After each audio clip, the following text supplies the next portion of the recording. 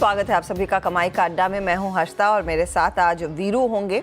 भारतीय बाजारों में कल का सत्र आतिशबाजी वाला था। आज भी बढ़त पर ही कारोबार, लेकिन ऊपरी लेवल्स पर थोड़ी थोड़ी मुनाफा वसूली आ रही। वीरू, कुछ ही देर पहले हम देख रहे थे फिर से गिनती या बैकवर्ड काउंटिंग शुरू हो गई थी। वो 26,000 के लेवल के आसपास थोड़ा थोड़ा रुक रुक कर पहुंचेंगे ज़रूर, लेकिन निफ्टी क्या इशारा कर रहा है खासतौर से आज के मूव्स के बीच?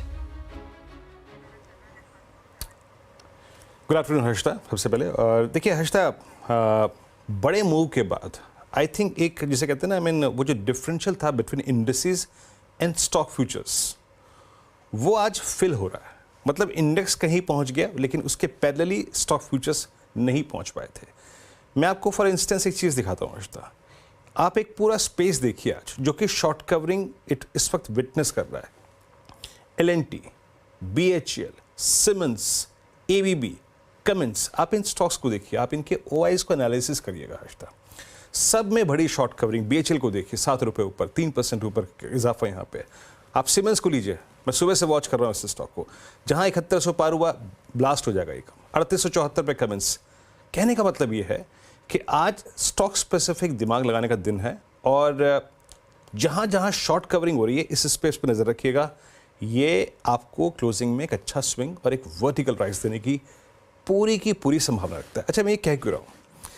दरअसल सुबह जब हर्षता आप और मैं मॉर्निंग कॉल में बात भी कर रहे थे, आपको एक चीज़ क्लियर कही थी, प्लीज़ सुबह के लेवल्स लेके आइएगा स्क्रीन पर, कि the moment you will see, मतलब जैसे ही आप देखेंगे स्क्रीन पे एक लेवल, वो था करीब करीब 25,990 बेस नहीं, पहले रेजिस्टेंस लेके आइएगा, 989 और 26,019 स्क्रीन पर इस लेवल पे प्रॉफिट बुकिंग आएगी। क्यों? ये कॉलाइटस का गढ़ है।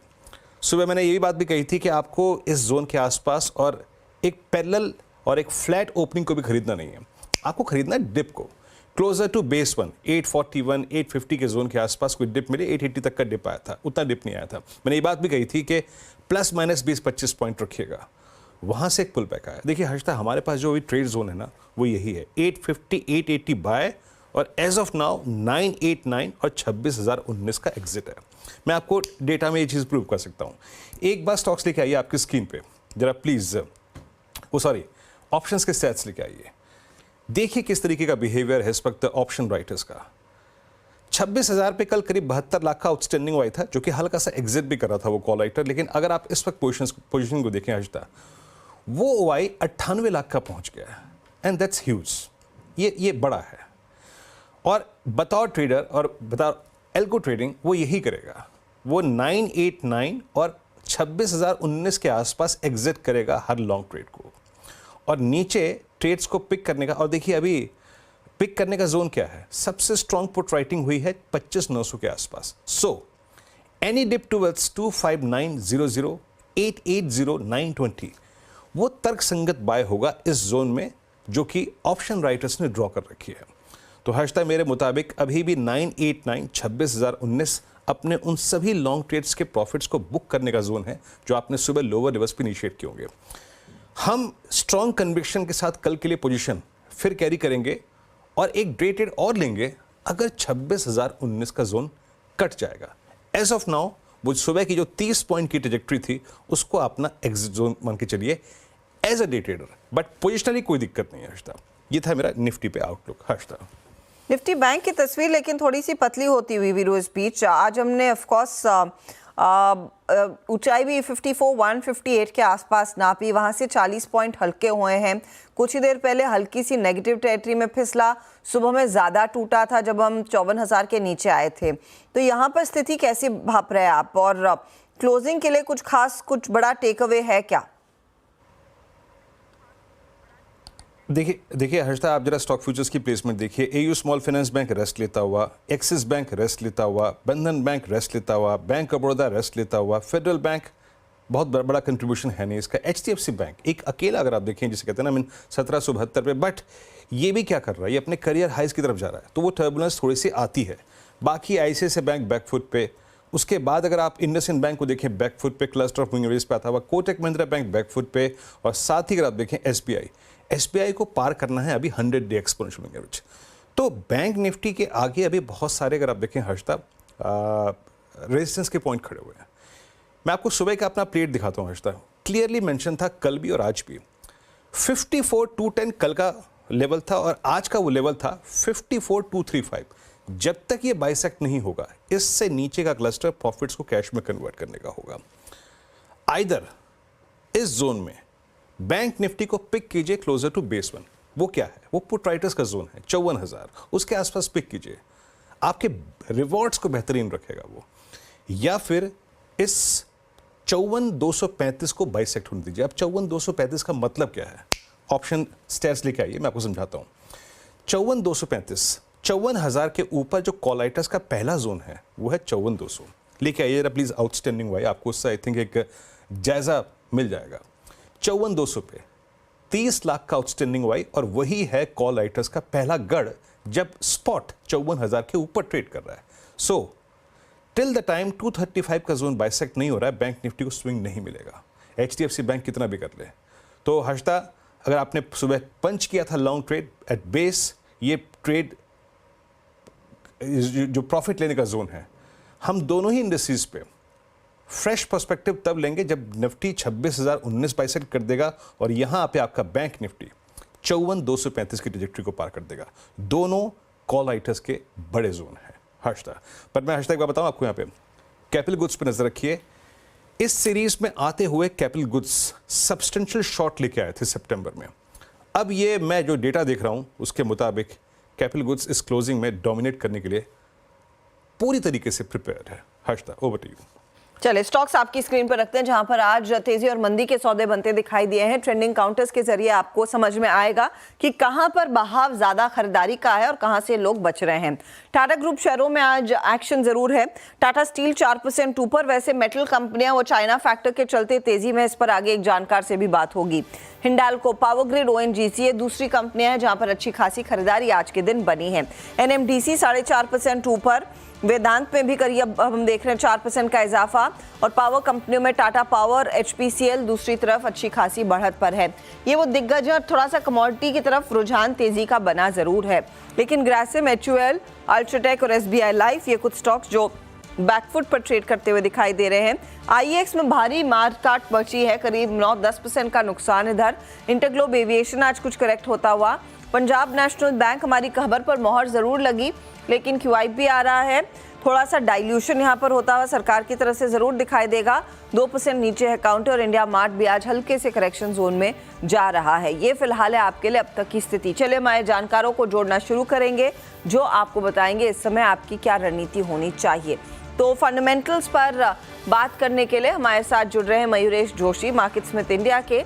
टेक्निकल कॉल्स के लिए प्रकाश गाबा, मानस जायसवाल, कविता जैन, सोनी पटनायक, जतिन गेडिया और श्रीकांत चौहान हमारा साथ देंगे। 220 पर मेटल सेक्टर में जो चाइना का रेट कट का इशारा आया है, उसके क्या मायने हैं? अगर और रेट्स घटते हैं तो मेटल के दाम कहां पहुंचेंगे और क्या इम्पैक्ट रहेगा लिस्टेड कंपनियों पर? इस पर आनंद राठी, इंस्टीट्यूशनल इक्विटीज के लीड एनालिस्ट पार्थिव झोंसा से बात होगी। 230 पर FMCG स्टॉक्स में आज जो बिकवाली आई है, इसके तार जुड़े हुए हैं कमोडिटीज से, पाम तेल से। मनीषा गुप्ता हमारी कमोडिटीज एडिटर इस पर और रोशनी डालेंगी। 235 पर दीपाली आपको बताएंगी कि पावर सेक्टर में अब तेजी के क्या बड़े कारण उभर कर आएंगे, ब्रोकरेजेस क्या कह रही हैं। 245 पर भारत पर कितना बुलिश JP मॉर्गन दिख रहा है, उस पर यतिन को जोड़ेंगे। 250 के आसपास मार्केट बिग वॉइस में ASK हेड सॉल्यूशंस के CEO वैभव सांघवी हमारा साथ देंगे। फिर 3 बजे के बाद डीलिंग रूम का जायजा, BTST ट्रेड्स क्लोजिंग की तरफ बढ़ेंगे। तो ये सारा ब्यौरा आपके सामने होगा पेश अगले 1.5 घंटे में। ओके, चलिए, हमारे साथ 3 मेहमान जुड़ चुके हैं। हर्षदा से आपने इस पूरे कार्यक्रम का क्रम समझा। प्रकाश काबा सर, शिल्पा जी, और नहीं माफ़ कीजिएगा, सोनी जी, और मयूरेश जी, जतिन गेडिया जी, और सब जुड़ चुके हैं हमारे साथ। प्रकाश सर, शुरुआत करते हैं आपसे। आपका कन्विक्शन ट्रेड सर इस वक्त का? Good afternoon to you. इस वक्त जो कन्विक्शन ट्रेड है वो है BHEL, ट्रेड करा है 282 के आसपास, स्टॉप होगा 280, करीब 2-2.25 रुपए का स्टॉक है, ज्यादा नहीं है। टारगेट अपसाइड करीब 290 के हैं, मेरे ख्याल से वहां तक जाना चाहिए, शायद कल 300 भी देख सकते हैं। तो यस, BHEL पर ध्यान देना चाहिए ऑन द लॉन्ग साइड। भेल पर एक बाय कॉल गाबा जी दे रहे हैं, ये तेजी वाला ट्रेड बना है। सोनी, गुड आफ्टरनून, बताइए आपका ट्रेड।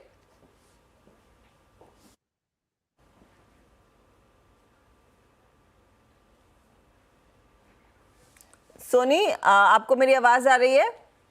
जी हर्षिता जी, सॉरी मैंने सोनी बोला, शिल्पा नहीं बोला था। जी नहीं, थोड़ा सा नेटवर्क इशू हो गया, माफी चाहती हूँ। प्रॉब्लम। जी गुड आफ्टरनून एवरीवन। मेरा यहाँ पे पिक रहेगा सन टीवी पे खरीदारी करने की सलाह रहेगी। अक्टूबर फ्यूचर्स बाय कर सकते हैं, 824 चल रहा है, करंट लेवल पे बाय कीजिए। 810 का यहाँ पे स्टॉप लॉस रहेगा। 850 और 860 यहाँ पे दो टारगेट्स नजर आ रहे हैं। काफी स्ट्रॉन्ग एक शॉर्ट कवरिंग मूव आज नजर आ रही है और अच्छे से 61% के लॉन्ग रोल ओवर्स के साथ शुरुआत हो रही है। सो यहाँ पे एक पॉजिटिव आउटलुक बन रहा है सन टीवी पे 860 के टारगेट्स के लिए। सोनी जी देखिए, मुझे माफ़ कीजिएगा, एक तो मैं वैसे ही नाम लेने में और नाम याद रखने में कच्चा आदमी हूँ। बाकी मुझे कमांड गलती गई थी, ठीक है। मुझे शिल्पा जी बोला गया था कि वो शिल्पा जी मौजूद हैं, तो मेरी गलती नहीं है, प्लीज़ माफ़ कीजिएगा।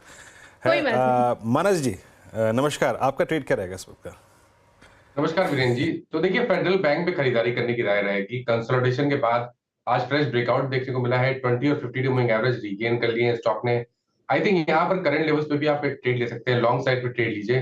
188.50 188 रुपए 50 पैसे के स्टॉप लॉस से खरीदारी करेंगे और 197 197 रुपए की टारगेट सेट करिए। ये कैश लेवल्स हैं। अगर चाहें तो अक्टूबर मंथ का 195 वाला कॉल ऑप्शन जो 5 रुपए पे ट्रेड हो रहा है, वहां पर 3 रुपए 90 पैसे के स्टॉप लॉस से खरीदारी की जा सकती है और इस ऑप्शन में 8 रुपए की टारगेट सेट कर सकते हैं। ओके, फेडरल बैंक में एक तेजी का ट्रेड 195 तक बढ़ेगा। आप इस समय खरीदिए या फिर सीधा 195 का कॉल लेकर चले जो 8 तक जा सकता है। ये है मानस की राय। जतिन नमस्कार, बताइए आप क्या पिक कर रहे हैं? Good afternoon everyone. तो हमारा जो पिक होगा वो लॉन्ग साइड की तरफ यूपीएल में होगा। तो रिसेंटली हमने देखा है कि पिछले 2 हफ्तों से 625 से 590 का एक करेक्शन आया है। 40 डे के एवरेज के सपोर्ट से एक बाइंग इंटरेस्ट जनरेट हो रहा है, तो हमें लगता है कि अप ट्रेंड रिज्यूम हो रहा है सपोर्ट से। तो लॉन्ग करने की सलाह रहेगी। स्टॉप लॉस रहेगा 593 का और टारगेट रहेंगे 635 के। ओके, आपका ट्रेड हो गया यूपीएल। आज केमिकल्स में भी बहुत अच्छी शॉर्ट कवरिंग है, तो आज कैपिटल गुड्स में, केमिकल्स में और मेटल्स में शॉर्ट कवरिंग हम बड़ी देख रहे हैं। अब बात करेंगे इस स्पेस पे भी खुल के। मयूरेश जी से चलते हैं बात करने के लिए। मयूरेश जी, गुड आफ्टरनून कार्यक्रम में स्वागत है आपका। आज का कन्विक्शन आइडिया क्या रहेगा? Afternoon Viru ji, afternoon Harshita ji, and afternoon to everyone on the panel. तो हमारे वॉच लिस्ट पे जेएसडब्ल्यू इंफ्रा है वीरू जी। 2-3 चीजें। एक, इनकी जो ऑपरेशनल पोर्ट कैपेसिटी है 170 MTPA की, जहाँ पे 2 बल्क टर्मिनल्स भी ऑपरेट करते हैं यूए रीजन में।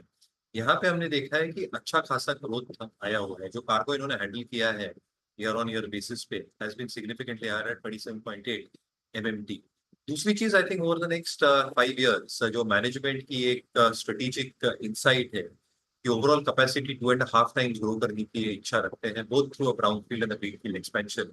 ओडिशा में एक्सपेंशन है, गोवा में एक्सपेंशन है, और क्योंकि इनका प्रेजेंस दोनों वेस्ट और ईस्ट कोस्ट पे है, कहीं ना कहीं आई थिंक जो एक ट्रेड के वॉल्यूम ग्रोथ के हम टारगेट्स देख रहे हैं in terms of cargo handle for the next 4 to 5 years can be significantly higher. Last but not least, अगर आप ऑपरेशनल परफॉर्मेंस देखते हैं in terms of total revenue, 1000 crore के ऊपर, 1100 करोड़ के ऊपर इनफैक्ट पिछले तिमाही में रेवेन्यू गया है। EBITDA has cross 600 crores। और जो कार्गो हैंडल करते थे जेएसडब्ल्यू ग्रुप के लिए पिछले वर्ष सेम क्वार्टर में, विच वाज ऑलमोस्ट 63-65%, वो 50% पे आया। यानी आई थिंक जो थर्ड पार्टी का एक रुझान है वो ओवरऑल डायनामिक्स में सुधर रहा है, जिसके वजह से आरओसीज में भी स्टेबिलिटी देखने मिल रही है। तो हमें लगता है I think strong balance sheet है with net cash on books, ROCs में स्टेबिलिटी है, cargo handle will multiply from the current levels in the next 3 to 4 years। और इसलिए I think both top line, EBITDA और bottom line में अगले 3 से 4 वर्षों में जबरदस्त ग्रोथ आ सकती है। तो जेएसडब्ल्यू इंफ्रा आपके रडार पे रहेगी। ओके, जेएसडब्ल्यू इंफ्रा आपकी कॉल है। तो यहाँ पे टेक्निकल से फंडामेंटल कॉल पूरी हो गई, लेकिन इस बीच बाजार में एक फैक्टर है जो कि निफ्टी को आई थिंक पॉसिबली एक पुश देगा, एन एडवांटेज फॉर निफ्टी, वो है निफ्टी आईटी। जरा स्क्रीन पे लेके आइएगा प्लीज़ एक बार एक्टर साहब, निफ्टी आईटी स्क्रीन पे। निफ्टी आईटी क्या कर रहा है? देखिए, निफ्टी आईटी की 2 चीज़ें हैं महत्वपूर्ण। प्लीज़ जरा निफ्टी आईटी का कैंडलस्टिक चार्ट रखिएगा 5 दिन का। 18 सितंबर का कोलैप्स, 19 सितंबर का कोलैप्स, उसके बाद 20 सितंबर पुल बैक, उसके बाद 23 सितंबर यानी कल फिर कोलैप्स।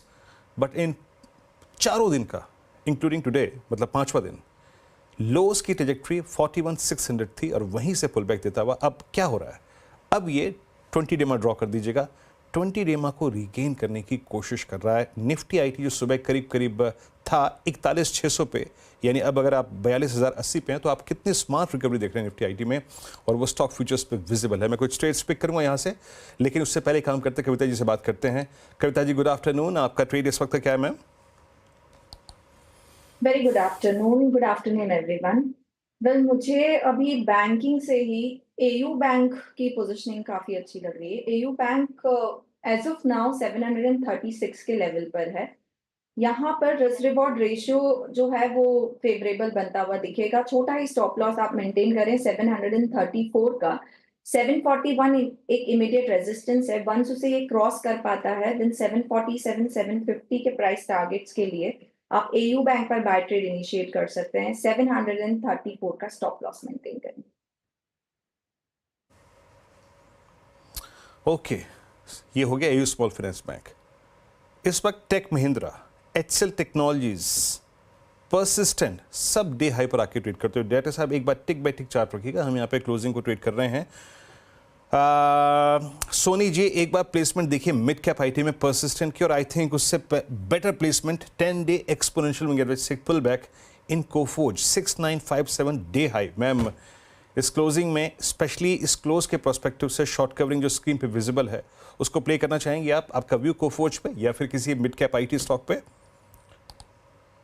जी यहाँ पे कोफोज मुझे लगता है कि एक अच्छे सपोर्ट से बाउंस कर रहा है। 6800 काफी स्ट्रॉन्ग है, सो कहीं ना कहीं टुवर्ड्स 7100 लेवल को टेस्ट करने की तैयारी में है। अक्टूबर सीरीज में कर सकता है, सो स्टॉक को होल्ड कर सकते हैं। थोड़ा सा 6800 जनरल स्टॉप लॉस यहाँ पे लगा सकते हैं, बिकॉज आईटी स्पेस थोड़ा वॉलेटाइल मूवमेंट भी दिखा सकता है, बट स्टॉक को डेफिनेटली होल्ड कर सकते हैं। यहाँ पे मुझे लगता है 7100 7150 अक्टूबर सीरीज में एक बार टेस्ट कर सकता है, तो स्टॉक को यहाँ पे होल्ड कर सकते हैं। फिलहाल आपके लिए एक अपडेट कोफोज पर आता हुआ। इस बीच आप फ्लैश देख रहे हैं स्क्रीन पर, एक्सक्लूसिव है सूत्रों के हवाले से कि आज दूरसंचार मंत्री के साथ एक बैठक होने वाली है। इस बैठक में जिन बातों पर चर्चा होगी वो प्राइमरीली टेलीकॉम कंपनियों की सेहत के लिहाज से हो सकती है, और एजीआर के मुद्दे पर बड़ी चर्चा होने की संभावना जताई जा रही है। आपको याद होगा हाल ही में जो सुप्रीम कोर्ट ने कह दिया था कि एजीआर रिकैलकुलेट नहीं किया जाएगा, उसके बाद वोडाफोन आइडिया में तेज़ी से बिकवाली आती हुई दिखाई दी। ये एजीआर वाला मुद्दा आज शायद टेलीकॉम कंपनियां उठा सकती हैं आज की बैठक में। असीम मनचंदा इस सेक्टर को क्लोजली ट्रैक करते हैं। असीम बताइए क्या सुन रहे हैं आप, और क्या एक अपील की जा सकती है टेलीकॉम कंपनियों की तरफ से, और सरकार क्या वाकई में सुप्रीम कोर्ट के फैसले पर कुछ इंटरफियर या इंटरवीन करना चाहेगी? देखिए, हाल में ही सुप्रीम कोर्ट का एजीआर पर अपना आदेश आया। सुप्रीम कोर्ट ने टेलीकॉम कंपनियों की कुरेटिव याचिका को खारिज कर दिया है। जो भी टेलीकॉम कंपनी एक्सपेक्ट कर रही थी कि उनको किसी तरह की रिलीफ मिलेगी, वो रिलीफ उनको नहीं मिली है। जो हमें सूत्र बता रहे हैं कि दूरसंचार मंत्री आज टेलीकॉम कंपनियों के सीईओज के साथ एक बैठक करने वाले हैं। इस बैठक के अंदर आकाश अंबानी, राजन भारती मित्तल और वोडाफोन आइडिया के सीईओ अक्षय मुंद्रा मौजूद रहेंगे, और इस बैठक के अंदर ये कंपनियां एजीआर का मुद्दा प्रमुखता से उठाएंगी। टेलीकॉम कंपनियों की डिमांड है कि सरकार एजीआर को एक बार से दोबारा से देखे। कल जब वोडाफोन आइडिया की एक कॉन कॉल हुई थी तो उसमें भी वोडाफोन आइडिया के सीईओ ने कहा था कि हमें सरकार से उम्मीद है, हमारे केस के अंदर मेरिट है और सरकार इस केस को देखेगी। जब हमने सरकार से बात की थी तो सरकार का कहना था कि अभी तक हमारे पास टेलीकॉम कंपनियों की तरफ से कोई भी रिप्रेजेंटेशन नहीं आया। अगर टेलीकॉम कंपनियों की तरफ से कोई रिप्रेजेंटेशन आएगा तो हम उसकी जांच करेंगे। तो आज जो इस बैठक होने वाली है इसमें ये टेलीकॉम कंपनियां इस मुद्दे को प्रमुखता से उठाएंगी, और उसके बाद देखना होगा कि क्या सरकार इन टेलीकॉम कंपनियों को राहत देने के लिए कोई कदम उठाती है या नहीं। ये इनफैक्ट एक इंटरेस्टिंग बैठक, अब राहत सरकार की तरफ से आएगी या नहीं इज़ अ बिग क्वेश्चन, उस पर नज़रें बनी रहेंगी। मयूरेश, आपको क्या लगता है, क्योंकि यहाँ पर कोर्ट ने फैसला सुना दिया है, एंड आई डोंट रिमेंबर कब यहाँ पर सरकार ने शायद सुप्रीम कोर्ट के फैसले के खिलाफ किसी को राहत दी हो। क्या एक ऑर्डिनेंस आ सकता है? आपको याद होगा कल भी हम चर्चा कर रहे थे इस मामले पर कि ऐसी सुगबुगाहट थी कि शायद सरकार एक ऑर्डिनेंस ला सकती है, लेकिन क्या वो एक निजी कंपनी को राहत देने के लिए लाया जाएगा, क्योंकि इसे आप लार्जली वोडाफोन आइडिया के ही कॉन्टेक्स्ट में पढ़ेंगे? Oh, absolutely. And again, I think in context to what is expected, मुझे लगता है थोड़ा रुकना चाहिए for what decisions can actually come through, क्योंकि सुप्रीम कोर्ट का रूलिंग तो बहुत क्लियर है। तो इस पे सरकार क्या कदम उठाती है ये देखना बहुत लाजमी होगा। But at the same time Harshada ji ये भी देखना चाहिए कि आई थिंक जो वोडाफोन आइडिया का लेगेसी नेटवर्क है, large part of the network is still on 2G, इसलिए उनको केपेक्स करना बहुत जरूरी पड़ने वाला है to upgrade network to 4G 5G, जब कॉम्पिटिटर्स ऑलरेडी 5G की तैयारी कर रहे हैं रोल आउट के हिसाब से। तो जितने सर्कल्स इनके पास बाकी है वो सर्कल्स को प्रोटेक्ट करना market share, both subscriber market share and revenue market share के हिसाब से बहुत अहम और जरूरी होगा। Obviously tariff hikes will help in some element, क्योंकि जो आई थिंक एक डेट रीपेमेंट का शेड्यूल है, जो स्पेक्ट्रम रीपेमेंट का शेड्यूल है, ये तो उनको करना ही है। तो कहीं ना कहीं I think balance sheet repair में समय लगने वाला है, specifically from Vodafone Idea's case. कुछ कदम उठाए जाते हैं तो probably give them some amount of relief, एक सेंटिमेंटल रिएक्शन होगा। बट मुझे लगता है I think the two players which are dominating the market, Airtel और Jio, along with tariff hikes that have been taken, इनकी जो बैलेंस शीट लेवरेज पोजीशन है ये भी अच्छी खासी कम होती जाएगी। और इसलिए मुझे लगता है sticking with leaders absolutely makes sense in telecom. यहाँ पर किस तरह का एक्शन बनेगा। इनफैक्ट तीनों स्टॉक्स आपकी स्क्रीन पर लेकर आते हैं और खासतौर से भारती और आइडिया, वोडाफोन आइडिया आपकी स्क्रीन पर लेकर आएंगे। असीम, मैं आपसे ये भी पूछना चाहूंगी कि क्या कुछ आपको भनक लगी है बियॉन्ड एजीआर, किन मुद्दों पर चर्चा हो सकती है? क्योंकि हम एजीआर के बारे में बात कर रहे हैं, वो रिसेंट मामला था और हम सब जानते हैं वोडाफोन आइडिया पर इसका कितना भार है, और कुछ दूसरे मुद्दे हैं क्या टेलीकॉम कंपनियों के लिए? देखिए, आज की डेट की अगर मैं बात करूं तो सबसे बड़ा मुद्दा एजीआर ही है। एजीआर के आने के बाद वोडाफोन आइडिया की सेहत के अंदर काफ़ी गिरावट देखी जा रही है। तो सबसे पहले मुद्दा वही उठाने की कोशिश करेंगे कंपनी की, क्या किसी तरह की रिलीफ सरकार उनको दे सकती है। पिछली बार जब सरकार, टेलीकॉम कंपनियों ने सरकार के सामने रिक्वेस्ट किया था तो सरकार ने कंपनियों को 4 साल का मोरेटोरियम पीरियड दिया था। तो क्या ये मोरेटोरियम पीरियड दोबारा से देने पर विचार कर सकती है या कोई और ऐसे अल्टरनेटिव्स ढूंढे जा सकते हैं जिससे कि टेलीकॉम कंपनियों को राहत मिले? तो इस सब मुद्दों के ऊपर ही फिलहाल यहाँ पर टेलीकॉम कंपनी और सरकार चर्चा करती हुई नजर आपको आएंगी और देखना होगा कि क्या राहत मिलती है या नहीं मिलती है। वो एजीआर वाला ही है। मानस, वोडाफोन पर राय मैं नहीं लूंगी, लेकिन भारती एयरटेल चार्ट्स पर कैसा है? कंसिडरिंग इस पर बार बार कई सारे जानकार कह रहे हैं कि देखिए बिजनेस एक्सपेंशन का फायदा इसे ही मिलेगा, टैरिफ हाइक आएगा तो इसे ही मिलेगा। वोडाफोन कुछ अगर गवाता है तो होपफुली वो दोनों प्लेयर्स में बट सकता है, लेकिन भारती कैसे पॉइज्ड है? देखिए, पैटर्न की बात करें, ट्रेंड की बात करें तो वो तो डेफिनेटली पॉजिटिव है। वहां पर कोई प्रॉब्लम नहीं लगती है, कहीं पर रिवर्सल के साइन नहीं है, कहीं प्रॉफिट बुकिंग के साइन नहीं है। तो अगर आपके पास लॉन्ग पोजीशन है तो आप बने रह सकते हैं। 1690 के नीचे स्टॉप लॉस लगा के पोजीशन में बने रहिए। जो नेक्स्ट टारगेट होगा वो 1830 के आसपास हो सकता है, लेकिन फ्रेश खरीदारी की राय नहीं रहेगी, क्योंकि तीन हफ्तों में हमने 1500 से लेकर 1760 तक की रैली ऑलरेडी देख ली है। फ्रेश खरीदारी नहीं करना करें, कोई करेक्शन देखने को मिले तभी खरीदारी करें। बट अगर आपने लॉन्ग पोजीशन बना ली है तो 1690 के स्टॉप लॉस से पोजीशन को होल्ड किया जा सकता है। ओके, तो टेलीकॉम से संबंधित ये खबर, महत्वपूर्ण खबर, डेवलपमेंट, और आपकी स्क्रीन पे ये अच्छा मूव आता हुआ। बहरहाल अभी कोई फ्रेश ट्रेड का पर्सपेक्टिव यहाँ पे मानस का नहीं है। अब एक काम करते हैं, थोड़ा सा जरा निफ्टी आईटी को देख लीजिए। जो वो मूव हमने पकड़ा था जरा देखिए। आई थिंक मैं 6930 पे 35 पे बात कर रहा था सोनी जी से कोफोर्ज के बारे में। कोफोर्ज इतनी देर में 70 रुपये का मूव देके 7007 पे होके आया, और निफ्टी आईटी अब 250 पॉइंट ऊपर है। दैट मीन्स 20 डेमा को स्ट्राइक करता हुआ। प्रकाश सर, रिवर्सल हमने ठीक ठाक टाइम पे पकड़ा, ये रिवर्सल आप कैसे रीड कर पा रहे हैं, और आपका कोई ट्रेड इस आईटी बास्केट में इस वक्त? रिवर्सल तो है, no doubt about it. IT basket में मैं देखा जाऊं तो मुझे लगता है कि इन्फोसिस या एम्फेसिस पर ध्यान देना चाहिए। एम्फेसिस जैसे एक ट्रेड बनता है यहाँ पर ऑन द लॉन्ग साइड, यहाँ पर जो ट्रेड कर रहा है 3085 के आसपास ट्रेड कर रहा है। मुझे लगता है 3150 3200 ये मेटल जोन से वहां तक जाना चाहिए, कल या परसों तक मिलेगा आपको 3000। तो 3150 एक रीजनेबल टारगेट है, स्टॉप लगाना चाहिए 3050 का। एम्फेसिस पर ध्यान देना चाहिए ऑन द लॉन्ग साइड, यहाँ पर एक ब्रेक ट्रेड बनता है ऑन द लॉन्ग साइड। जी, एक दो ट्रेड बिल्कुल, यहाँ पे मेटल्स में एक मूव आ रहा है और निफ्टी अभी अभी जो एक इंट्राडे हाई लगा के आया वो था हाई लगाया करीब 993 का, यानी 7 अंकों के फ्रैक्शन से अभी हम रह गए। बट निफ्टी आईटी जिस तरीके से मूव कर रहा है, ये एक एडवांटेज है along with I think capital goods, metals and banks में जो भी अगर आप देखिए थोड़ी बहुत तेज़ी है individually, HDFC bank specially, but Nifty IT एक एज प्रोवाइड करता हुआ। एक बार ज़रा प्लीज़ चलेंगे यहाँ पे हम जतिन नहीं, इनफैक्ट कविता जी के पास। कविता जी जरा एक बार स्क्रीन पर एक स्टॉक और देखिएगा जो सुबह हमने पकड़ा भी था, बातचीत भी की थी उस पर, और स्क्रीन पे लेके आइएगा प्लीज़ वेदांता को।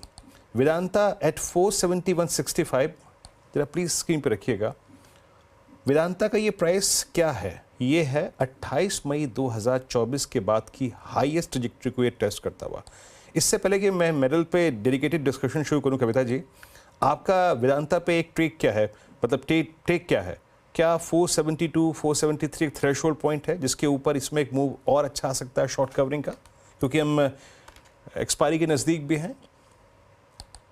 या सो वीरेन जी, मेटल्स में नो डाउट एक अच्छा मूव बन रहा है। 474 का जो लेवल है वहाँ मल्टीपल रेजिस्टेंस हम देख रहे हैं। वंस ये उस लेवल को निकालता है, काउंटर 485 490 के लेवल की तरफ आज या कल के ट्रेडिंग सेशन में जाता हुआ दिख सकता है।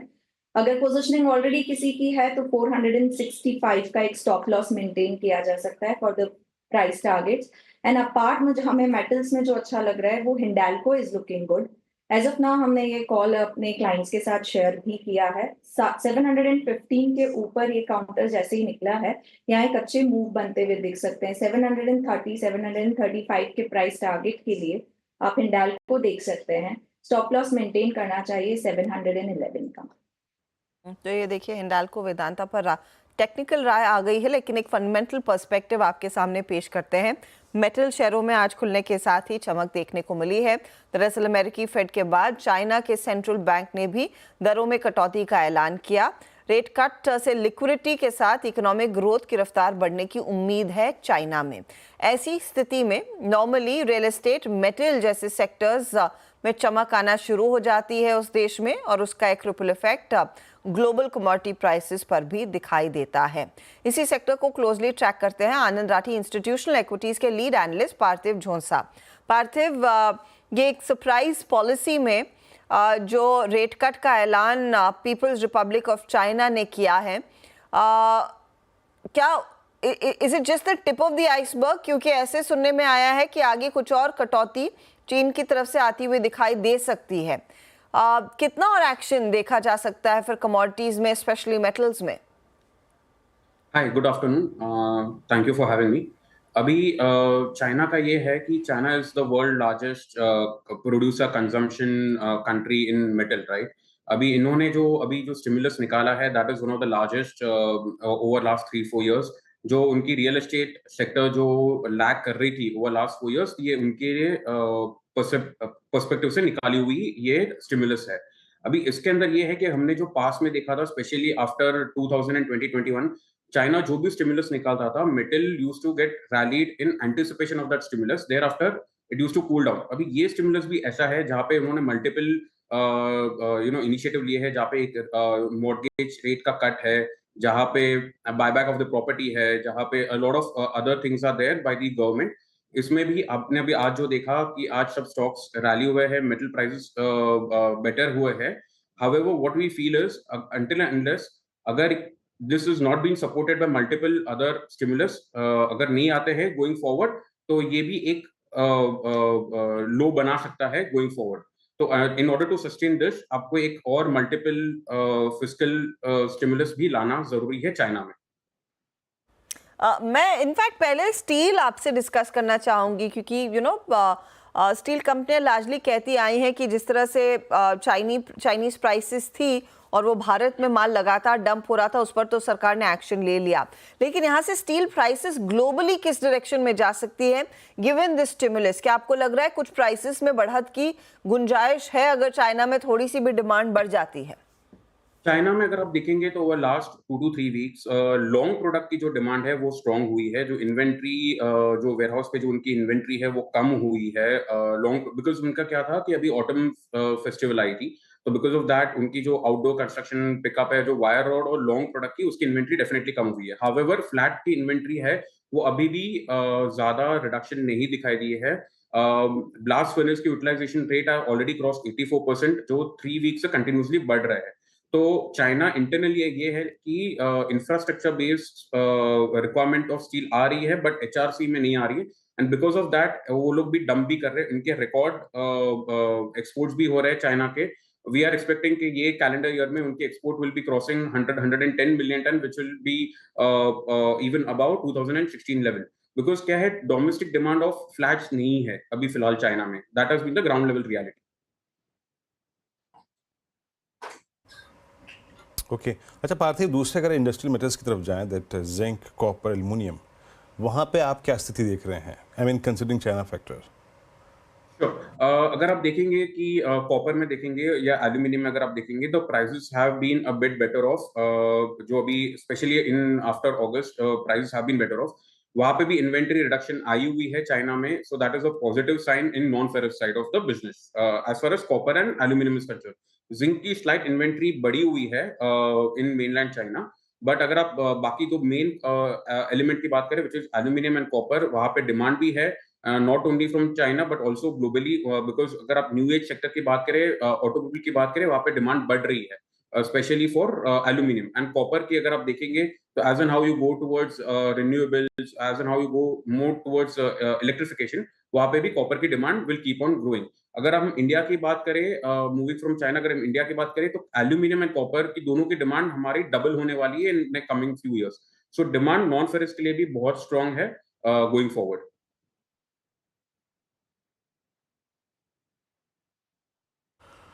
ओके अच्छा, थोड़ा सा स्टॉक्स पे आते हैं और थोड़ी सी कमेंट्री स्टॉक्स पे रखते हैं पार्थिव यहाँ पे। Considering all, I think demand supply situations और स्पेशली चाइना के फैक्टर को कंसिडर करते हुए और लोकल डिमांड को देखते हुए, सबसे बेस्ट प्लेस आपको मेटल्स में लग क्या रहे हैं स्टॉक्स, जहाँ पे आपके पास अभी हेडरूम है चेस करने का स्टॉक्स को कंफर्टेबली? सबसे अच्छे टारगेट्स आपको किन किन स्टॉक फ्यूचर्स मिल रहे हैं? I mean including all class, I mean ferrous, non ferrous. Sure. I would actually rather divide this into ferrous and non-ferrous. इसमें बिकॉज क्या हो जाता है, फेरस के अंदर हमारे पास 3-4 बड़ी companies which are listed, right? तो अगर हम फेरस पीस की बात करें, including everything, we are very as a house also we are very bullish on companies which have a very good domestic presence, जहाँ पे जो कैपेसिटी डोमेस्टिक बढ़ा रहे हैं, जो वैल्यू एडेड प्रोडक्ट में कैपेसिटी ऐड कर रहे हैं as on date and catering to the domestic segment. So one of the front runners I would say will be JSW Steel going forward, because वो जो capacity add कर रहे हैं in value added product and across all the category. So one of the stock in our top recommendation would be JSW Steel right now. Then other companies would be say JSPL, which would be in our top pick as a house. हम non ferrous की बात कर रहे हैं तो we are very fundamentally we are very bullish on Hindalco as a house, and apart from that we also in mining space we are also bullish going forward on companies like Coal India. मैं आपसे NMDC, आपने NMDC पर भी view दिया, right? Is that no, so NMDC we have a soft coverage now. You have a soft coverage, मतलब target नहीं है, Yes. लेकिन स्टॉक ट्रैक करते हैं। Yes, तो रुझान क्या रहेगा, considering it's one of the top gainers आज का, करीब nearly 5% ऊपर है। See, iron ore के अंदर मैम पूरा एक अलग way the things work out, right? When you talk about iron ore, right, we also have to consider global scenario.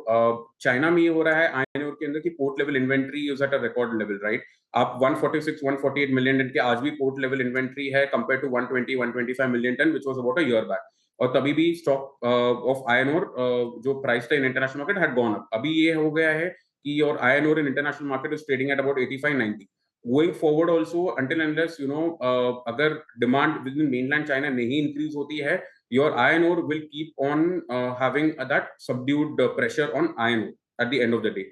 However, in domestic market, because iron ore is also you know one of the most critical element in steel making, domestic market में ये हो रहा है जितने भी हमारे नए capacities आ रही है, right, by JSW, JSPL, AMNS, Tata, most of the capacities are coming in the blast furnace route. तो अपने डोमेस्टिक में iron ore demand will keep on mounting. So overall, in the long run, we are also positive on NMDC along with other iron ore mining companies. बहुत बहुत शुक्रिया हमारे लिए समय निकालने के लिए। तो टॉपिक्स इनफैक्ट आ ही चुके हैं और एनएमडीसी पर टारगेट नहीं है, लेकिन एक अपॉर्चुनिटी अच्छी खासी तेजी की यहाँ पर भी बनती दिखाई देगी। जेएसपीएल, हिंडाल्को, कोल इंडिया, जेएसडब्ल्यू स्टील और साथ ही साथ आपका एनएमडीसी भी पसंद है। पार्थिव, टाटा स्टील पर आप बुलिश क्यों नहीं है? मैं बस एक फॉलो अप आपसे पूछना चाह रही हूँ, because you know that's one of the key players, जिस तरह से कलिंगा में भी इनकी कैपेसिटी बढ़ रही है। Sure. So Tata Steel, we are positive on the domestic front, but what happens? Tata Steel का बहुत बड़ा एक international operation भी है, which is in UK and Netherlands. UK में जहाँ पे वो लोग blast furnace उन्होंने gradually बंद किए हैं, and also in what has been mentioned in their recent annual report was that going forward they'll also be concentrating on moving and shifting to a green energy in Netherlands also. तो ये जो हो जाएगा कि international volumes जो है उनके वो वन आफ्टर द अदर उनके केपेक्स रहेंगे, so that would keep on having a pressure on the international presence for Tata steel.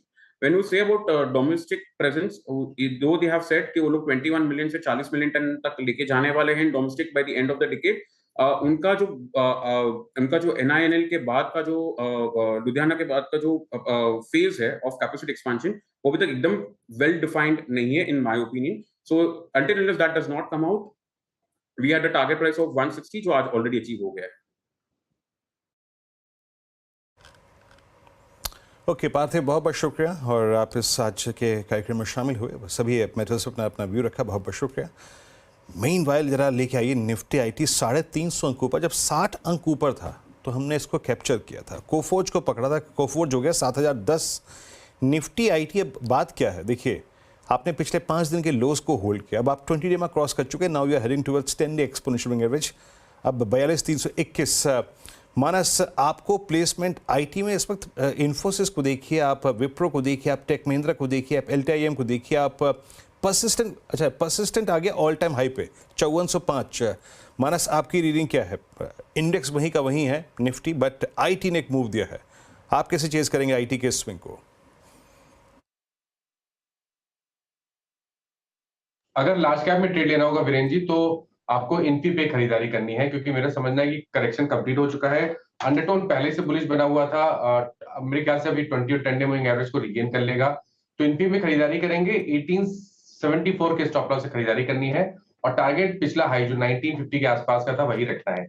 लेकिन अगर आपको मिड कैप में एक ट्रेड लेना है तो वो परसिस्टेंट ही होगा, क्योंकि यहाँ पर कंसोलिडेशन ऊपर की तरफ हो रहा था और अब स्टॉक तैयार है एक फ्रेश ब्रेकआउट के लिए. तो परसिस्टेंट में करंट लेवल्स पे एक पोजिशनल ट्रेड लेना चाहिए, जहां आपके स्टॉप लॉसेस 5300 के नीचे रहेंगे और टारगेट 5600 के आसपास के रहेंगे.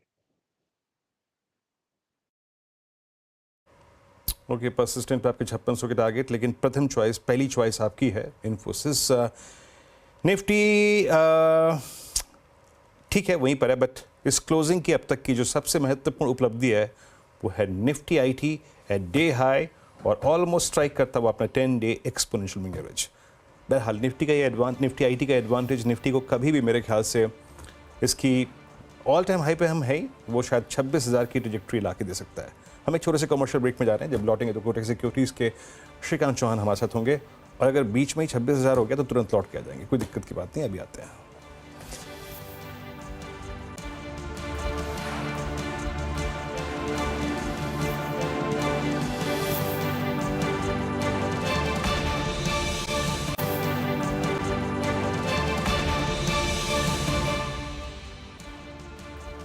आप देख रहे कमाई का अड्डा. 25,984 तो डे हाई पर इस समय आपको निफ्टी दिखाई देगा. निफ्टी बैंक हालांकि धीरे धीरे करके नीचे फिसल रहा है, लेकिन बैंक फिसला तो निफ्टी आईटी का सहारा मिला है. लेकिन एक स्पेस है जहां पर आज इस बढ़त के बीच कुछ मुनाफा वसूली देखने को मिल रही है, वो है FMCG कंपनियां. अक्रॉस द बोर्ड आप देखिए, ITC, HUL, ये सारे स्टॉक्स दबाव में. FMCG इंडेक्स खुद 450 पॉइंट नीचे ट्रेड करता हुआ दिखाई दिया है, और उसकी बड़ी वजह कमोडिटी मार्केट से ही जुड़ी हुई है, वो है पाम तेल. पाम तेल एक बड़ा आप कह सकते हैं रॉ मटेरियल है अक्रॉस FMCG कंपनियों के लिए. तो यहाँ पर एग्जैक्टली हो क्या रहा है? हमारी कमोडिटीज एडिटर मनीषा गुप्ता जुड़ गई है. मनीषा जी बताइए. जी हर्षा, जैसे आपने कहा पाम तेल काफ़ी इंपॉर्टेंट है इंडियन मार्केट्स के लिहाज से. घरों में तो फिर भी चाहे ब्लेंडेड तौर पे आता है, लेकिन अगर आप बाहर खाना खाने जा रहे हैं, आप फूड प्रोडक्ट्स खा रहे हैं, स्नैक्स खा रहे हैं, उन सब में पाम ऑयल यहाँ पर यूज़ होता है और हमने यहाँ पर प्राइसेस में लगातार तेज़ी आते हुए देखी है। टू बिगिन विद यहाँ पर सरकार ने 20% से ड्यूटी बढ़ा दी थी क्रूड और रिफाइंड पाम तेल में, बाकी खाने के तेलों में भी, और ऐसा लग रहा था कि इंटरनेशनल मार्केट्स में ये एब्जॉर्ब कर लिया जाएगा, वहाँ पर हम कुछ प्राइसेस नीचे आता हुआ देखेंगे, लेकिन ऐसा नहीं हुआ। क्योंकि अगर आप इंटरनेशनल मार्केट्स में देखें तो वहाँ पर पाम तेल 12 हफ्ते के हाईज पर है। पिछले एक हफ्ते में हमने 7% की तेज़ी यहाँ पर आते हुए देखी है और सारे ही जो डेटा हैं वो ऑन द हायर साइड नजर आते हैं। 4000 मलेशियन रिंगिट पाम तेल के भाव अब ऊपर यहाँ पर चढ़ चुके हैं।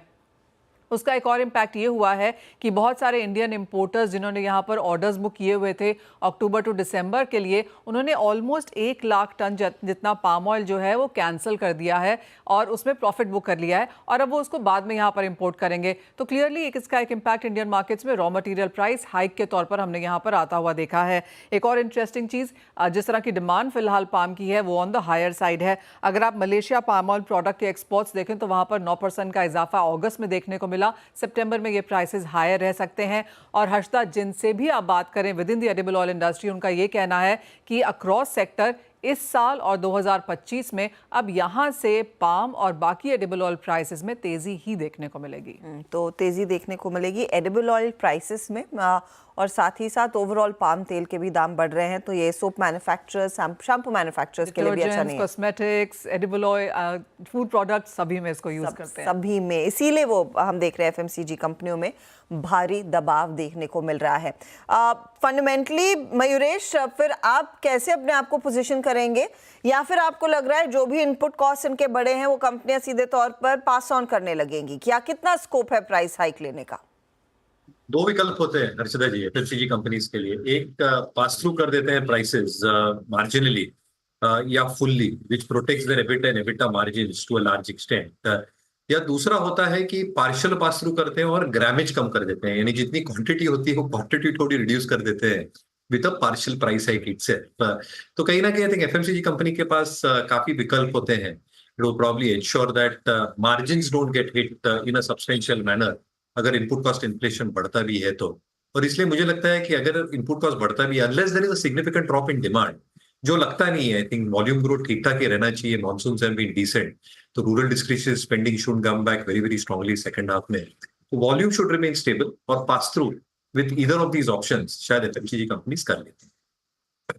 आपकी स्क्रीन पर और एचयूएल में सबसे ज्यादा दबाव है। Shrikant, good afternoon. पहले तो एचयूएल पर एक टेक चेक दीजिए, फिर आपका ट्रेड में लूंगी। या good afternoon Harshada, good afternoon everyone. तो देखिए वहाँ जैसे कि एफएमसीजी कंपनीज के बारे में हम बात कर रहे थे, हमें लगता है कि यस यहाँ पे मोमेंटम बना हुआ है। बट पिछले 3 या 4 दिनों से अगर हिंदुस्तान लीवर के टेक्निकल पैटर्न को देखें तो यहाँ पे अच्छी खासी हमने एक तेजी देखी थी। ये स्टॉक 2800 के करीब था, लगभग 3050 के करीब आने के बाद अभी इसमें करेक्शन आया है। मुझे लगता है कि ये जस्ट एक करेक्टिव पैटर्न है और इस करेक्टिव पैटर्न कंप्लीशन के बाद वापस स्टॉक में तेजी बन सकती है। अगर करेक्शन आता है तो stock can correct up to 2920 2925 और करंटली चल रहा है ये 297075 के करीब।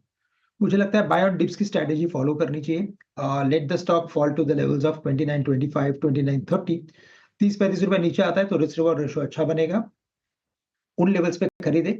बट हमें लगता है कि अगर यहाँ पे कोई पोजिशनल अगर व्यू हो, अगर किसी के पास इन्वेस्टमेंट हो तो बिल्कुल इसे होल्ड करके रखे, क्योंकि हमें लगता है फाइनली ये stock based on technical formation 3500 रुपए के लिए आने वाले कुछ महीनों में जा सकता है।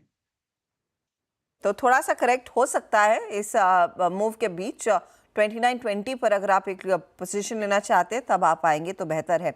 श्रीकांत, आपने क्या ट्रेड शॉर्टलिस्ट किया है आज हमारे लिए? बिल्कुल, तो देखिए यहाँ पे जितने भी मेटल स्टॉक्स है हर्षदा, यहाँ पे काफी अच्छी तेजी बनी है और कई सारे स्टॉक्स ने ना पिछले 3-4 महीने से काफी अच्छा कंसोलिडेशन किया था और उस कंसोलिडेशन के बाद अभी इसमें टेक्निकल ब्रेकआउट पैटर्न्स बन रहे हैं। स्पेसिफिकली मैं कहूंगा कि हिंडाल्को ये एक स्टॉक ऐसा है कि जो पिछले 3 महीने से 720 730 के करीब 720 725 के करीब बार बार एक रेजिस्टेंस ले रहा था, प्रॉफिट टेकिंग ले रहा था और करेक्शन में मोस्ट ऑफ द टाइम 650 640 के करीब आ रहा था।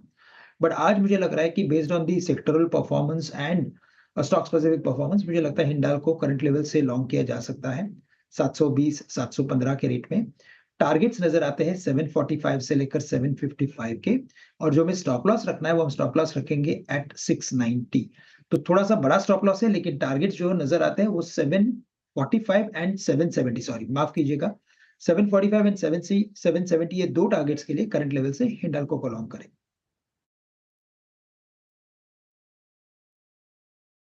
अच्छा, मयूरेश जी से बात हो रही थी, हर्षदा ने प्रश्न पूछा एफएमसीजी पे प्राइस हाइक और दूसरा विकल्प क्या होगा। ये मयूरेश जी जब दुकान पे जाते हैं क्या ग्रामेज चेक करते कभी आप? अरे सर आप भी किया कीजिए, कभी कभी है ना वो वेट चेक करते हैं क्या? हाँ हाँ, अरे कभी कभी वो पैकेट ऐसा वो कूल लगता है, जब आप करके देखते हो तो लगता है कि है नहीं उतना, है ही नहीं उतना। चिप्स में होता है, चिप्स में। एग्जैक्टली। आजकल एड्स चल भी रहे हैं, इसमें बहुत सारी अगर आप देखें जो कंपनियां हैं वो तुलना करती हैं कि भाई हमारा इतने ग्रामेज का है, दूसरी कंपनी इतने ग्रामेज का है। मैं इसीलिए पूछा था आपसे। खैर, एक काम करते हैं, चार का चौका का यहाँ पे क्रम आपको बताते हैं और सस्ता ऑप्शन आज सोनी पटनायक जी के सौजन्य से आएगा, वो ट्रेड बताएंगे। इस क्लोजिंग में आपको क्या ट्रेड करना है। मानस जी एफएनओ सुपरस्टार पिक करेंगे और चार का चमत्कार कविता जी के सौजन्य से आएगा और मयूरेश जोशी जी आज का मिड कैप फंडा पिक करेंगे। निफ्टी 25972 जो एडवांटेज बैंक निफ्टी ने खींच लिया वो आई थिंक प्रोवाइड कर दिया निफ्टी आईटी ने, बट स्टिल आई थिंक अभी वो 26,000 का कॉल आइटर एक बहुत स्ट्रॉन्ग ग्रिप लेके बैठा है, बहुत स्ट्रॉन्ग ग्रिप लेके बैठा है। एक काम करते हैं, टेस्ट शुरू करते हैं। सोनी जी, आपका आज का सस्ता ऑप्शन ट्रेड क्या होगा, बताइए। वीरेंद्र जी, यहाँ पे सस्ता ऑप्शन रेकमेंड करना चाहूंगी। ल्यूपिन में अक्टूबर सीरीज की कॉल ऑप्शन ले सकते हैं। 2300 वाली कॉल ऑप्शन 47 पे बाय कर सकते हैं। स्टॉप लॉस रहेगा 35 का यहाँ पे, और पहला टारगेट रहेगा 65, उसके ऊपर सस्टेन करता है। दूसरा टारगेट रहेगा 80। यहाँ पे हम देख सकते हैं फार्मा स्पेस में अच्छे रोल ओवर से शुरुआत हुई है और ल्यूपिन जो है काफी करेक्शन के बाद एक बाउंस कर रहा है। आज अपने 20 EMA हर्डल को क्रॉस किया है, एक पॉजिटिव आउटलुक बनता है। यहाँ से हम देख सकते हैं 2300 2330 लेवल्स को अक्टूबर सीरीज में टेस्ट कर सकता है। सो यहाँ पे आप 2300 कॉल ऑप्शन में पार्टिसिपेट कर सकते हैं। 300 का कॉल लेकर चले। लुपिन का 46 रुपीज 35 पैसे पर है, लेकिन 65 और 80 की तरफ बढ़ने की पूरी क्षमता रखता है काउंटर। ये एक बाय साइड का ट्रेड। मानस बताइए, एफएनओ सुपरस्टार। देखिए, सुपरस्टार तो आज तो मेटल में से ही होगा, तो हिंडाल्को पे खरीदारी करने की राय रहेगी। फ्रेश ब्रेकआउट है, जो पहले के रेजिस्टेंस से स्टॉक ने उसको ऑलरेडी ब्रीच कर दिया, उसके ऊपर निकला है। काफी बेहतर वॉल्यूम देखने को मिल रहे हैं, तो अक्टूबर मंथ का हिंडाल्को का फ्यूचर खरीद सकते हैं। 723 रुपए के आसपास ही फ्यूचर ट्रेड कर रहा है। 709 के स्टॉप लॉस से खरीदारी करनी है और 750 रुपए के टारगेट सेट करने हैं हिंडाल्को के अक्टूबर के फ्यूचर में। अगर चाहे तो 730 वाला कॉल ऑप्शन अक्टूबर मंथ का वो भी ले सकते हैं। 25 रुपए पे ये ऑप्शन ट्रेड हो रहा है। इसमें आपको स्टॉप लॉस 18 रुपए के नीचे लगाना है, लेकिन टारगेट 40 रुपए के आप सेट कर सकते हैं। ओके, हिंडाल्को आपका ट्रेड हो गया। अब चलते हैं अगली ट्रेड की तरफ। कविता जी से पिक करते हैं आज का चार का चमत्कार। कविता जी, क्या पिक कर रही हैं आप? Yeah, Viren ji. So metal से ही after Hindalco, Nalco is also looking good. 1C 192 level को क्रॉस करता है। देन यहाँ एक गैप एरिया है जो कि फिल होता हुआ दिख सकता है, अपने प्रीवियस हाई को भी सरपास करते हुए दिखेगा इन दैट केस। तो अपसाइड मोमेंटम 195 196 की तरफ बढ़ता हुआ दिखेगा। आप स्टॉप लॉस मेंटेन कर सकते हैं 189 का। सो नालको तो ये एब्सोल्युटली एक दो तो ये मेटल्स वाले ट्रेड आ गए, एक तो हिंडाल्को, दूसरा नालको, और एक जो सोनी ने दिया था लुपिन। मयूरेश, आपका मिड कैप फंडा? हैवल्स। तो हमें लगता है आई थिंक ये स्टॉक आपके वॉच लिस्ट पे जरूर रहना चाहिए। दो तीन चीजें, एक आई थिंक जो पिछले तिमाही के नंबर्स आए थे हर्षदा जी, स्विच गियर्स में थोड़ा परफॉर्मेंस फीका पड़ा था। इसके दो वजह से, एक था इनपुट कॉस्ट जो काफी स्टेबल हो चुका है, और काफी ऑर्डर्स जो एक्सपोर्ट ओरिएंटेड ऑर्डर्स थी ये शिप नहीं कर पा रहे थे। With management is very very confident कि Q2 में शायद इसका पूरी रिकूपमेंट हो जाए। तो कहीं ना कहीं I think switch gears could come back in focus as well. जहां तक केबल्स का सवाल रहा है, consumer durables as well as Lloyds का धंधा, तो आई थिंक लॉयड्स और कंज्यूमर ड्यूरेबल्स में एबिट मार्जिन्स का जो परफॉर्मेंस रहा है और जो टॉप लाइन ग्रोथ रही है ये सराहनीय रही है, और एक्सपेक्टेशन यही है कि जो ओवरऑल मार्जिन कंट्रीब्यूशन है यहाँ पे सिग्निफिकेंट इजाफा देखने मिलेगा from contribution of all these businesses improving at a very very good pace over the next few quarters. Balance sheet के हिसाब से कोई इश्यूज नहीं है, कैश रिच बैलेंस शीट है, लगभग 3,500-3,600 करोड़ की कैश बुक्स पे है। वर्किंग कैपिटल डेज 27-28 दिनों पे है, which is very very manageable. Return ratio जो हम देखते हैं 77.5% का एक बेंचमार्क है हमारा मार्केट में इंडिया में, उससे आई थिंक 200 बेसिस पॉइंट ज्यादा है, और इसलिए हमें लगता है I think balance sheet dynamic should also show good strength with stable earnings growth अगले कुछ तिमाही में। तो हैवेल्स एक विकल्प है जो हमारे प्रोसेस। ओके हैवेल्स आपका ट्रेड इस वक्त का 3-4 ट्रेड्स पिक किए हमने। सनी पटनायक जी के सौजन्य से पहला ट्रेड आया था आज का सस्ता ऑप्शन और प्लीज़ 26,000 इस बीच निफ्टी जो है 26,000, जी हाँ 26,004, और आई थिंक मेरे ख्याल से निफ्टी बैंक में भी वो पुश आया 54,221 इन ए सिंगल ट्रांच, करीब 100 पॉइंट का मूव। डाटा साहब स्क्रीन पे रखिएगा। HDFC बैंक मेरे ख्याल से इसने वो स्विंग प्रोवाइड किया, तो निफ्टी बैंक में लगभग 200 पॉइंट का स्विंग आया और Nifty at all time high. ये तो सुबह से और पिछले हफ्ते से चल रहा है, लेकिन हर्षदा 26,000, और देखिए आई थिंक आज हम दोनों के भाग्य में लिखा था 26,000 ऑल टाइम हाई। हर्षदा बधाई हो सबको, समृद्धि का सूचकांक। कॉन्ग्रेचुलेशंस। इनफैक्ट मूव्स तो वहीं पर देखने को मिल रहे हैं। HDFC बैंक जो आप मेंशन कर रहे थे, और एक IT कंपनियां वीरू जो आपने इस कार्यक्रम की शुरुआत में मेंशन किया था। अब देखिए LTI माइंडट्री 1.5% का स्पाइक, वो चार्ट्स आपकी स्क्रीन पर आ जाएंगे। LTI माइंडट्री आप देखिए, HCL टेक महिंद्रा करीब 2% ऊपर आ गया। इन्फोसिस में अब हम देख रहे हैं नेशनल लेवल से अचानक वो स्पाइक आता हुआ। TCS, विप्रो, ये इनफैक्ट IT कंपनियों ने लीड किया है, और एक्स्ट्रा तड़का आप कह सकते हैं वो HDFC बैंक ने डाला ज़रूर है। तो एक फिनोमिनल मूव देखने को मिल रहा है। इस बीच अनुज हमारे साथ लाइन पर जुड़ते हुए। अनुज, मिस कर दिया वैसे 26,000, उसकी तैयारी तो थी, वो स्क्रीन पर भी आ गया। देखिए हर्षदा, मिस कुछ नहीं होता लाइफ में। 26,000 तो खैर आना ही था। ये व्यू था कि इस एक्सपायरी से पहले आएगा, और वैसे भी बड़ा व्यू तो 27,272 का है, तो इसके लिए 26,000 तो आज होना ही था, इसमें कोई डाउट नहीं था। आज सुबह ही बात हुई थी, लेकिन इशू क्या है कि आज मार्केट ने बहुत शानदार आपको मौका दिया। आज फर्स्ट सपोर्ट जोन के ठीक ऊपर आया, 25,850 का के आसपास लेने की बात थी, 25,875 तक आया, और उसके बाद अब ये 26,000 तक का मूव आया निफ्टी। मैं फिर कहूंगा कि इस मार्केट में सबसे बड़ा रिस्क है मार्केट में ना होना, और इसके लिए इस मार्केट में फिर यही एक स्ट्रैटेजी होगी कि आप लॉन्ग के साथ बने रहें और अपना ट्रेलिंग स्टॉप लॉस एडजस्ट कर लें। आज सुबह जो बात हुई थी, ट्रेलिंग स्टॉप लॉस 25,750 का था, अब उसको बढ़ाकर 25,800 या 25,850 के आसपास ले आए और बने रहें लॉन्ग में। और 26,000-26,050 के बीच थोड़ा ऑप्शन का एक कंजेशन है। एक बार वो क्रॉस होगा तो उसके बाद फिर आप 26,150, 26,200 की तरफ बढ़ेंगे। वो मुझे लग रहा है कि शायद एक्सपायरी वाले दिन आपको देखने को मिले, और उसके बाद अगली सीरीज में या उसके अगली सीरीज में शायद नवंबर में दिवाली के आसपास वो 27,272 वाला जो लेवल है, जो मैजिकल लेवल एक लिया है, वो हिट होगा। अच्छा, एक और चीज जो इंटरेस्टिंग हुई, देखिए रोज सेक्टर रोटेशन हो रहा है, नया नया कोई ना कोई सेक्टर रोज चल रहा है। अब HDFC बैंक ने चलना शुरू किया है, उसने सबसे ज्यादा सपोर्ट किया मार्केट को पिछले कुछ दिनों से। काफी दिन से रिलायंस कंसोलिडेट कर रहा है, हो सकता है रिलायंस की बारी आ जाए। तो ये मार्केट में हायर लेवल्स पर जब आप इतने रिकॉर्ड लेवल्स के पास होंगे, ये सब चीजें होंगी और मार्केट को एक्टिव रखेंगी बेसिकली।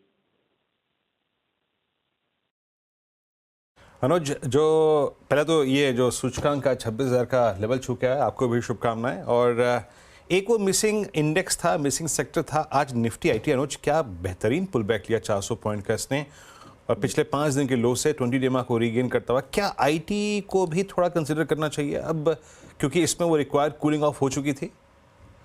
देखिए ये ना मार्केट, जैसे मैं बार बार कहता हूँ, एक बफे होता है ना, उसकी तरह से है। आपका जो मन करे आप वो ले लीजिए, और चलना इवेंचुअली सबको है। IT भी चलेगा, FMCG भी चलेगा, बैंक्स भी चलेंगे, मेटल्स भी चलेंगे, क्योंकि ये बुल मार्केट है, और बुल मार्केट में पैसा इतना है इस समय, FIs, DIs, रिटेल, सबका पैसा मार्केट को चेस कर रहा है। तो इसके लिए इस मार्केट में it's a matter of when and not if. जैसे पूछते हैं ना कि क्या चलेगा क्या नहीं चलेगा, नहीं, कब चलेगा, ये वो वाली बात है। तो चलेंगे तो सब, अब आपको तय करना। देखिए पैसा लिमिटेड है, इवेंचुअली पैसा आपका लिमिटेड होता है इसके लिए। अब आज का कंट्रीब्यूशन देखिए HDFC बैंक का सबसे ज्यादा है। कल हो सकता है कि आज FMCG नहीं चल रहा, कल FMCG चल जाए। तो ये चीजें मार्केट में होती रहेंगी।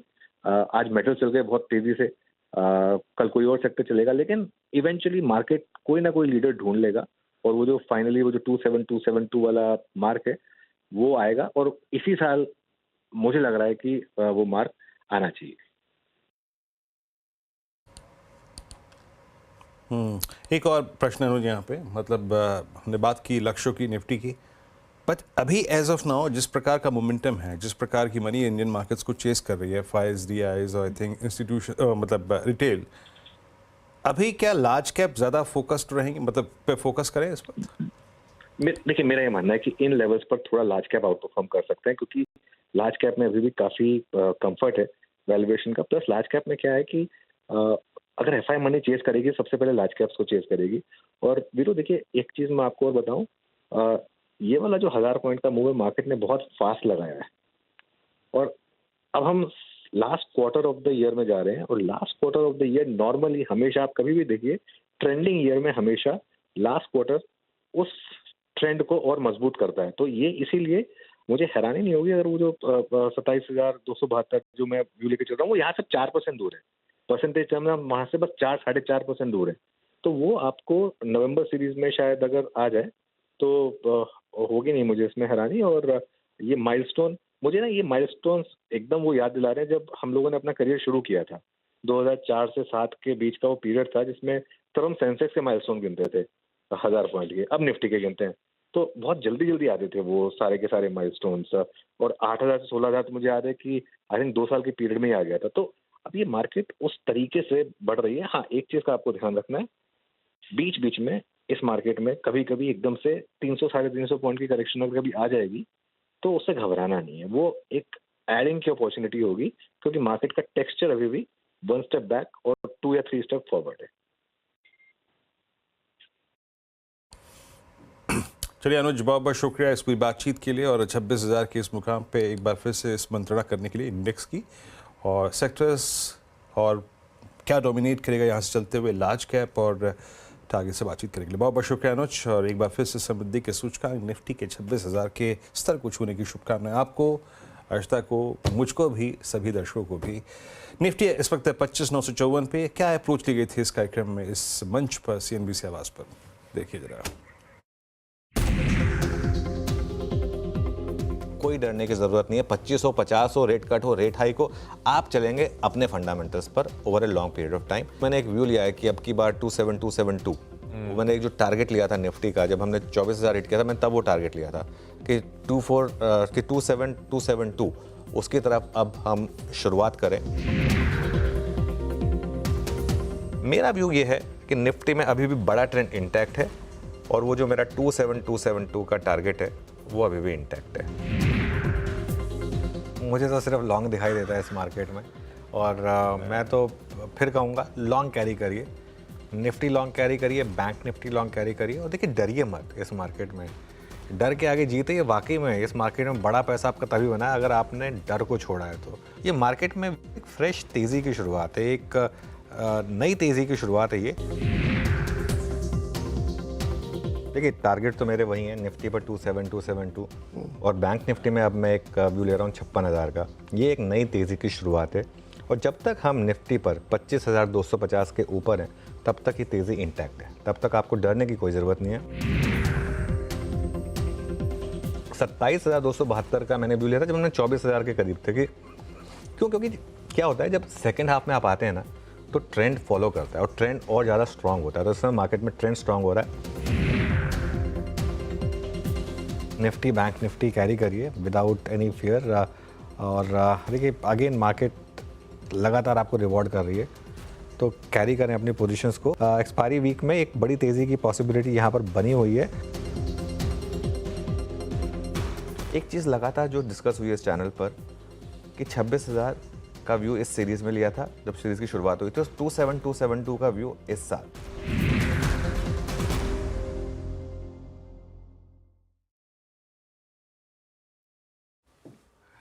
तो 26,000 पर इवेंचुअली निफ्टी पहुंचता हुआ, और 25 इनफैक्ट 26,011 तक के लेवल्स हमने छुए हैं, उसके बाद 25,953 तक के लेवल्स यहाँ पर बनते हुए दिखाई दे रहे हैं। वेरी क्विकली मैं आपको बता दूं कि देखिए 25 से 26,000 तक के स्तर जो हमने छुए वो लगभग 37 सेशंस में छूते हुए दिखाई दिए हैं, 37 सेशंस टू बी प्रिसाइज।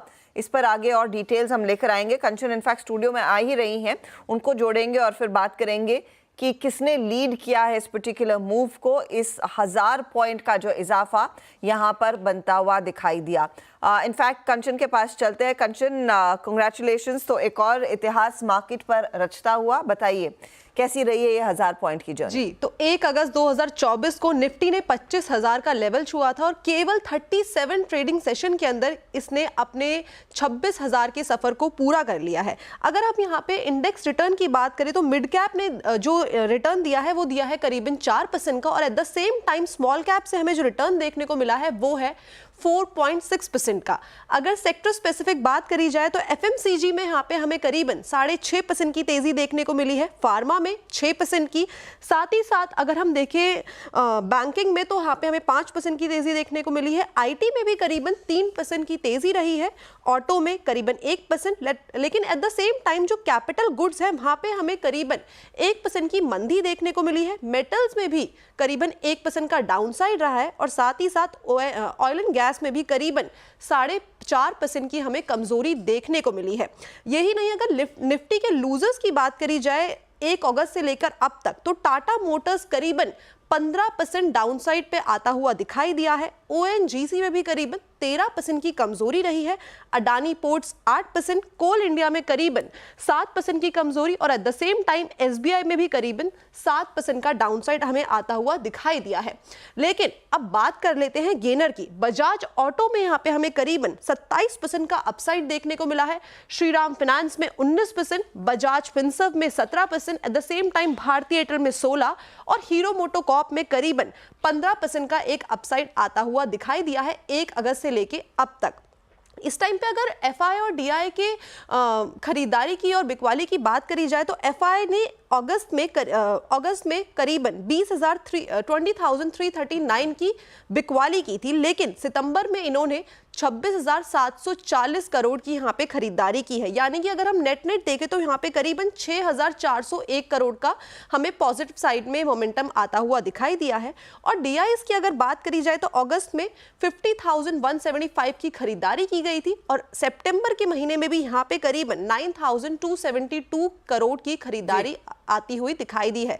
यानी कि नेट यहाँ पे भी हमें करीबन 55,000 करोड़ का एक इनफ्लो आता हुआ दिखाई दिया है। तो ये था निफ्टी का स्तर 25,000 से लेकर 26,000 तक का।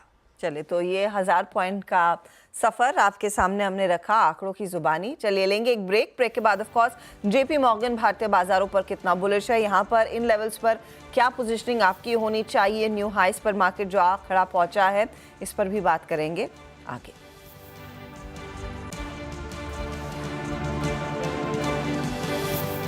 आप देख रहे हैं कमाई का अड्डा। 26,000 को छूने में सक्षम आज भारतीय बाजार। हालांकि ऊपरी लेवल से जितनी तेजी से हम 26,000 को पार कर रहे थे, उतनी तेजी से मार्केट अब हल्के से नेगेटिव टेरिटरी में भी आ गया है, 25,933। तो क्लियरली उस मुकाम को छूने के बाद कुछ कुछ प्रॉफिट बुकिंग आई जरूर है। इस बीच जेपी मॉर्गन जैसे दिग्गज निवेशक भारतीय बाजार पर काफी बुलिश है। जेपी मॉर्गन की एक डिटेल समिट हो रही है और उसमें उन्होंने कई मिड कैप स्मॉल कैप कंपनियों के बारे में कहा है कि यहाँ पर थोड़ा सा कॉशियस रहना चाहिए, लेकिन हैवी वेट्स में एक अपॉर्चुनिटी हो सकती है। यतन हमारे साथ है बताने के लिए कि जेपी मॉर्गन किस तरह का स्टांस और कितना बुलिश है भारतीय बाजारों पर। Good afternoon Harshada. देखिए, जेपी मॉर्गन का एक क्लियर जो व्यू है वो ये है, भारतीय बाजार लॉन्ग टर्म में काफ़ी आकर्षक रहेंगे, ग्रोथ की अपॉर्चुनिटीज़ काफ़ी सारी हैं, लेकिन शॉर्ट टर्म में इनको लगता है कि वैल्यूएशंस कहीं ना कहीं थोड़े महंगे हो चले हैं। जहाँ तक कि मिड कैप स्मॉल कैप और एसएमई सेगमेंट का सवाल है, जेपी मॉर्गन को लगता है कि बहुत ज़्यादा वैल्यूएशंस भाग चुके हैं और शायद यहाँ से एक आपको स्लो डाउन आता हुआ दिखाई पड़ सकता है। ओवरऑल उनको लगता है कि शॉर्ट टर्म के लिए मैक्रो स्लो डाउन भी सिक्लिकल साइड पे आ सकता है। हालांकि रूरल कंजम्पशंस कहीं ना कहीं पिकअप होता हुआ नज़र पड़ सकता है क्योंकि मॉनसून अच्छा रहा है। जेपी मॉर्गन के हिसाब से अर्बन कंजम्पशन जो है, यानी जो ग्रामीण इलाके को छोड़ के जो अर्बन एरियाज़ हैं, जो शहर हैं, यहाँ थोड़ा बहुत कंजम्पशन स्लो डाउन हो रहा है। हालांकि इंडियन इक्विटीज़ शॉर्ट टर्म के लिए अपसाइड के लिहाज से फुल्ली प्राइज इन उनको दिखाई दे रहे हैं आने वाले महीनों के लिए।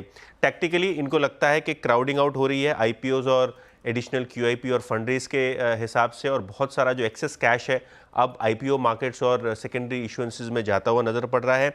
Nifty junior, mid cap, small cap सारे के सारे हिस्टोरिकल वैल्यूएशन से महंगे हो चले हैं, जिसके कारण यहाँ से डाउनसाइड रिस्क उनको लगता है कि ज़्यादा है। तो यहाँ से अपसाइड कम, डाउनसाइड रिस्क ज़्यादा उनको लग रहा है, और ट्रेडिंग रिकॉर्ड प्रीमियम पे हो रही है इन इंडिसेस की, और वॉलेटाइल भी हो चले हैं मिड कैप लार्ज कैप के मुकाबले।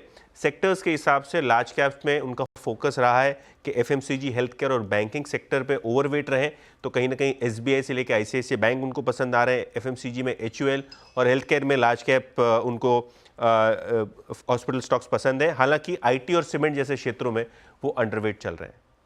ओके, तो ये फिलहाल एक रफ रुझान आता हुआ आईटी सीमेंट पर अंडरवेट, लेकिन दूसरे पॉकेट्स जो इंफ्रास्ट्रक्चर से जुड़े हुए हैं वहां पर ओवरवेट जेपी मॉर्गन। शुक्रिया यातिन इनफैक्ट कुछ देर में जुड़ेंगे डीलिंग रूम के चेक के साथ। इस बीच इसके हेड सॉल्यूशंस के वैभव सांघवी हमारे साथ जुड़ गए हैं। वैभव, गुड आफ्टरनून। इनफैक्ट एक और माइलस्टोन हमने हासिल कर लिया है, 26,000 के लेवल्स को जो छुआ है निफ्टी ने। ऊपरी लेवल से हल्की सी मुनाफा वसूली आई एम अज्यूमिंग एक्सपेक्टेड थी, क्योंकि 1000 पॉइंट का ये मूव 33 या 37 सेशंस में हमने अचीव किया। सवाल यही है, जब बाजार ऑल टाइम हाई पर ट्रेड कर रहा हो, कितने अग्रेसिव पोजीशन ली जा सकती है? पिछले 2-3 ट्रेडिंग सेशंस में हमने देखा है लगातार एफआईआईस की खरीदारी बढ़ी है। ऐसे में रिटेल निवेशकों का रवैया क्या वही होना चाहिए, तेजी वाला, या फिर कुछ प्रॉफिट बुक कर ले? सी आई थिंक ऐसा, जब हम देखें मार्केट को at this point in time, तो हम ग्लोबल मार्केट्स में देखेंगे, झांकने की कोशिश भी करेंगे, क्योंकि जिस हिसाब से चाइना में हमने रेट कट्स देखे हैं और फेड में भी 50 बेसिस पॉइंट्स के रेट कट देखे हैं, वन थिंग इज सर्टन, और एक चीज हमें साफ साफ दिख रही है कि ग्लोबली इकोनॉमी वीकर होते जा रही है। See, in absence of weakening global economy, ऐसा तो नहीं है कि सेंट्रल बैंक्स जाके एक होल्ड लगाए हुए हैं रेट काटने के लिए। इट इज वेयर उनको डेटा पॉइंट्स दिखते हैं फ्रॉम एन इकोनॉमिक ग्रोथ, जहां स्लोइंग ऑफ इकोनॉमी हो रही है, और इसी के कारण वो प्रीएम्प्टिवली थोड़ा काट रहे हैं ताकि वो कैलिब्रेट कर पाए नीचे की तरफ। और जब ऐसा सिचुएशन है तो आई थिंक एक लार्जर थीम बन रही है ग्लोबल और डोमेस्टिक मार्केट्स के लिए, इज डोमेस्टिक वर्सेस ग्लोबल। हमें लगता है कि मार्केट्स में जब हम इस मुकाम पर हम देखते हैं तो डेफिनेटली एक थोड़ा केयरफुल होना ही चाहिए, प्योरली बिकॉज एक वैल्यूएशंस हमें हमेशा ध्यान में रखनी चाहिए। और उसी में अगर हम वैल्यूएशंस को मद्देनजर देखते हैं तो लार्जर थीम के हम डोमेस्टिक कंपनीज और डोमेस्टिक एक्सपोजर वाली कंपनीज को अहमियत देंगे as compared to those companies जिनके रेवेन्यू बाहर से आ रहे हो ऐसे। सो वो मीडियम टर्म के लिए ये थीम हम देख सकते हैं from a market stand point, but cautious होना जायज है at this point in time. कह रहे हैं कॉशियस होना थोड़ा सा जायज है at this point in time. IT से दूर रहेंगे इस समय, जैसे जेपी मॉर्गन भी कह रहा था, क्योंकि वो क्लियरली विदेशों में या फिर अमेरिका में क्या होता है उसी से सरोकार रखता है। Sure, so IT I think ऐसा सेक्टर है, जब हम लास्ट क्वार्टर में अगर देखें तो कमेंट्री काफी बॉटमिंग आउट बता रही थी फ्रॉम अ बिजनेस पर्सपेक्टिव। उसके बाद हमने काफी अच्छी रैली देखी है ओवरऑल आईटी सेक्टर में।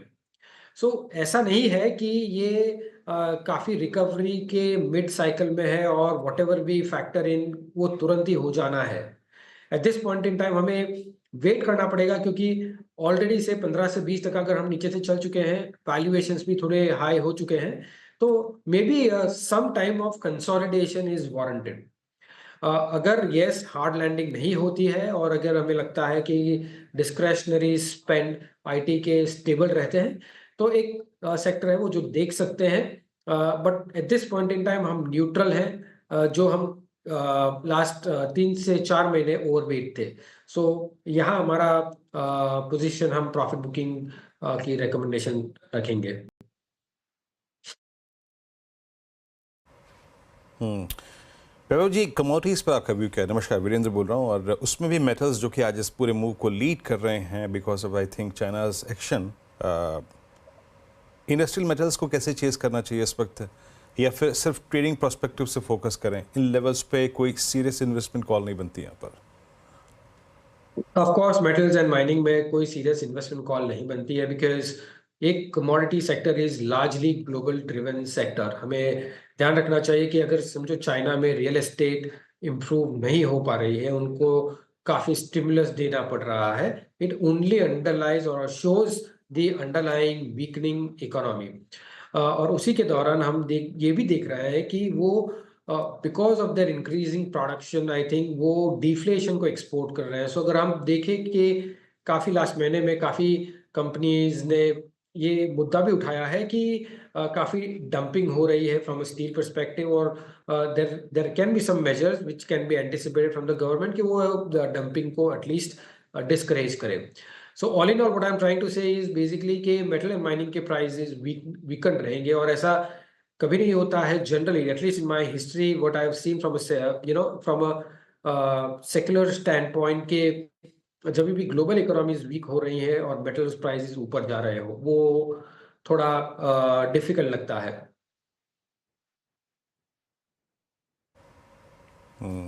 अच्छा वैभव जी, बाजार हमेशा डिफरेंशियल को प्ले करने में इच्छुक होता है और डिफरेंशियल्स को खोजता रहता है। लास्ट ईयर की बात है जब bank Nifty all time high पे था, पीएसयू बैंक्स डिलीवर कर रहे थे और प्राइवेट बैंक्स बैकफुट पे थे। बाजार उस डिफरेंशियल को प्ले करने की कोशिश कर रहा था, वो डिफरेंशियल प्ले हो भी गया। Now HDFC bank is at all time high, ICICI bank is all time high. अब पीएसयूज बैकफुट पे हैं, क्या पीएसयूज को पिक करना चाहिए? और जब ये तर्क मेरे जहन में आता है कि पीएसयूज को पिक करना चाहिए, तो पीएनबी का क्यूआईपी इशू थोड़ा सा आपको अलार्मिंग लगता है कि जनाब पैसा नहीं आ रहा है सिस्टम में, बैंकों के पास डिपॉजिट्स नहीं है। ऐसे में अगले 2-3 क्वार्टर्स में क्या एनआईएम्स की पिक्चर रखेंगे ये बैंक्स, उसको लेके बाजार थोड़ा दुविधापूर्ण था, इसलिए आज पीएनबी बैकफुट पे भी था। आपका टेक पीएसयूज को का चुनाव करने में इस वक्त आपका व्यू क्या है, पीएसयू बैंक्स का चुनाव करने में? आई थिंक मेरे एक चीज वेरी क्लियरली ध्यान में रखनी चाहिए कि हमने लास्ट 1 से 2 साल के बीच में किस तरह से हमने मूवमेंट देखी है ओवरऑल बैंकिंग सेक्टर में। अगर हम देखें कि PSU bank on an overall basis से 0.5 बुक का प्रॉबेबली वन टाइम बुक हो गया है। एट द सेम टाइम जो प्राइवेट बैंक्स थी जो 2.5 टाइम 3 टाइम बुक चल रही थी, वो लेस देन 2 टाइम्स बुक हो चुकी है। सो जो वैल्यूएशन डिफरेंशियल था between the PSU bank and private sector banks, वो काफी कम हो चुका था। हालांकि द अंडरलाइंग एफिशिएंसीज हम अगर प्राइवेट बैंक्स की देखते हैं तो वो फार सुपीरियर है as compared to the PSU banks. हमें लगता है कि from a medium term perspective, और जिस दौरान हमें ये भी लगता है कि अगर यहाँ से अगर एसेट साइकिल थोड़ी वीकनिंग की संभावना अगर हम देखते हैं, स्प्रेड्स को हम प्रेशर में देखते हैं और क्रेडिट ग्रोथ को भी हम प्रेशर में अगर देखते हैं, तो प्राइवेट बैंक्स एक ऐसा कंपोनेंट है जो हमें पीएसयू बैंक से बेहतर लगता है, at least from a medium term perspective.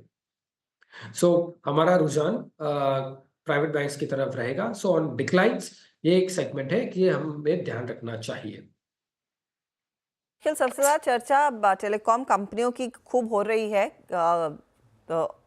खासतौर से वो एजीआर मामले की वजह से, लेकिन टेलीकॉम एज ए स्पेस मौजूदा लेवल्स पर स्पेसिफिक टू भारती जो वैसे भी काफी भाग चुका और 1700 के ऊपर ट्रेड करता हुआ दिखाई दे रहा है, क्या अभी भी कुछ विंडो है बचा हुआ तेजी करने का इन वैल्यूएशंस पे?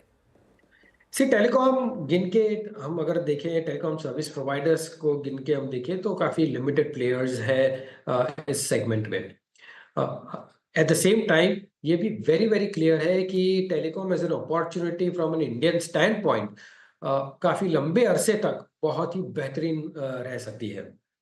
अभी उस अपॉर्चुनिटी को जो भी companies in extreme good health रहेगी from a balance sheet perspective, it is very natural कि वो काफी हद तक वो अपॉर्चुनिटी कैप्चर कर पाएंगी।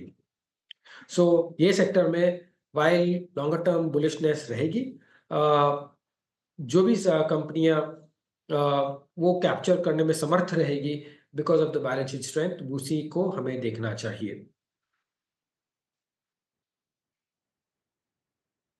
बहुत बहुत शुक्रिया वैभव हमारे लिए समय निकालने के लिए। यहाँ पर कुछ अपॉर्चुनिटीज़ हैं लेकिन कुछ सावधान रहने की भी ज़रूरत इस तरह के मार्केट में जहाँ पर अच्छी खासी तेज़ी बनी हुई है।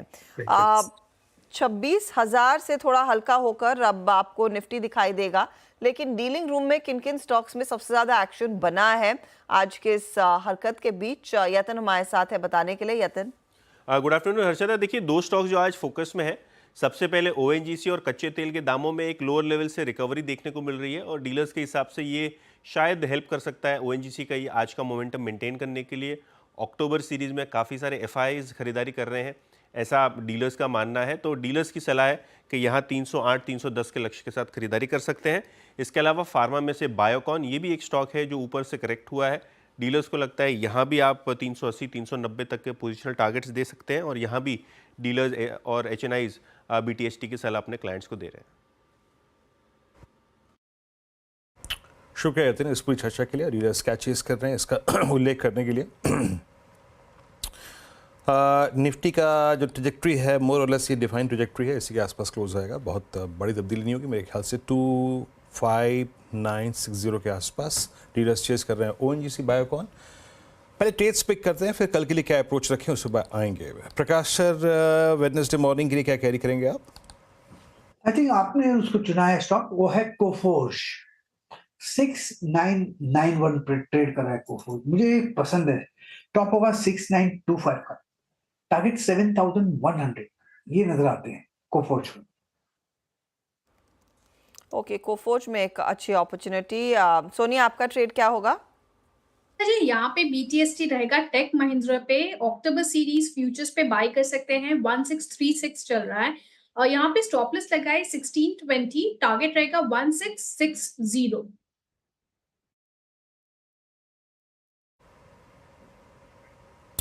ओके, मानस आपका ट्रेड?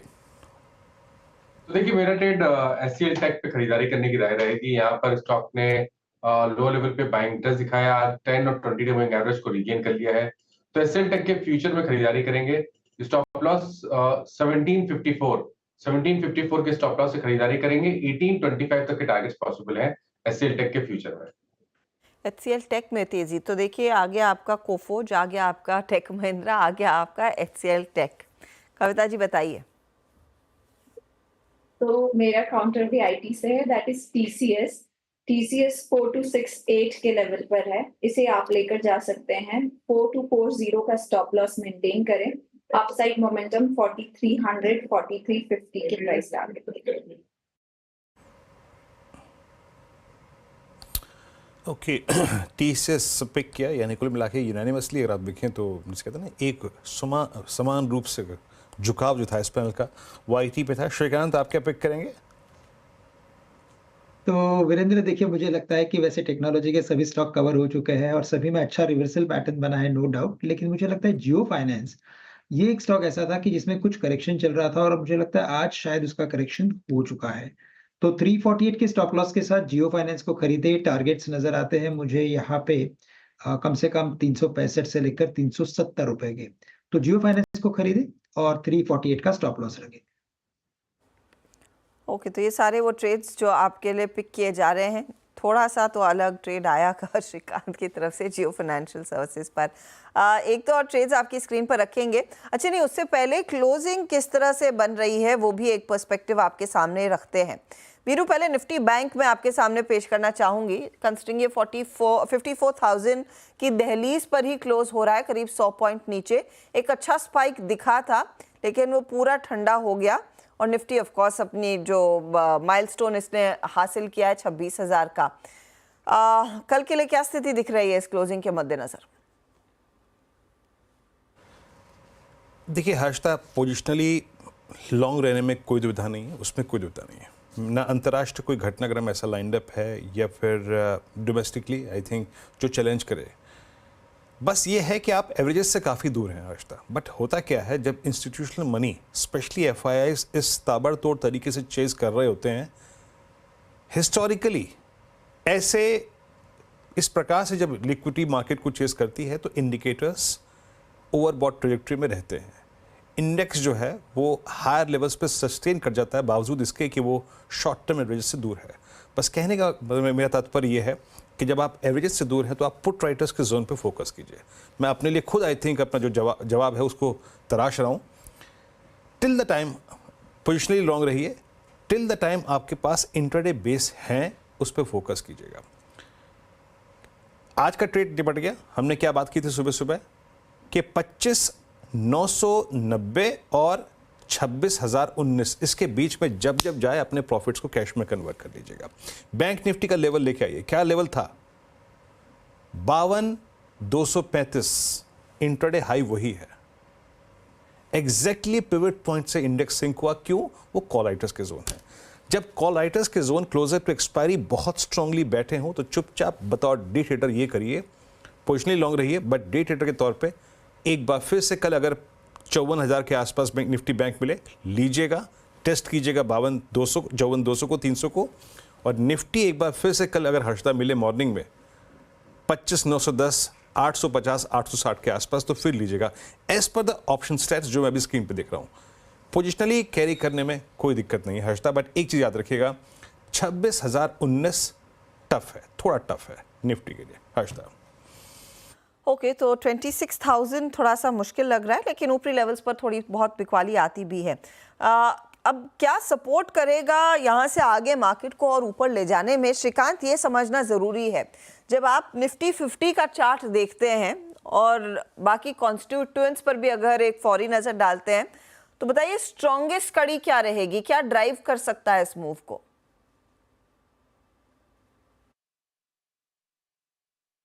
क्या लगता है कि जैसे मार्केट में एक अच्छी रैली होती है, उस रैली के बाद अगर कोई भी अगर एक पॉज आता है और उस रैली में अगर रिलायंस ने अगर पार्टिसिपेट नहीं किया है, तो मैंने मोस्ट ऑफ द टाइम देखा है कि रिलायंस उसमें पार्टिसिपेट कर लेता है। नो डाउट कि इस बार का मार्केट काफी अलग है। इस बार कई सारे स्टॉक्स पार्टिसिपेट करते हैं और इस बार की जो लिक्विडिटी है वो काफी, मैं कहूंगा कि एक अलग लेवल की है।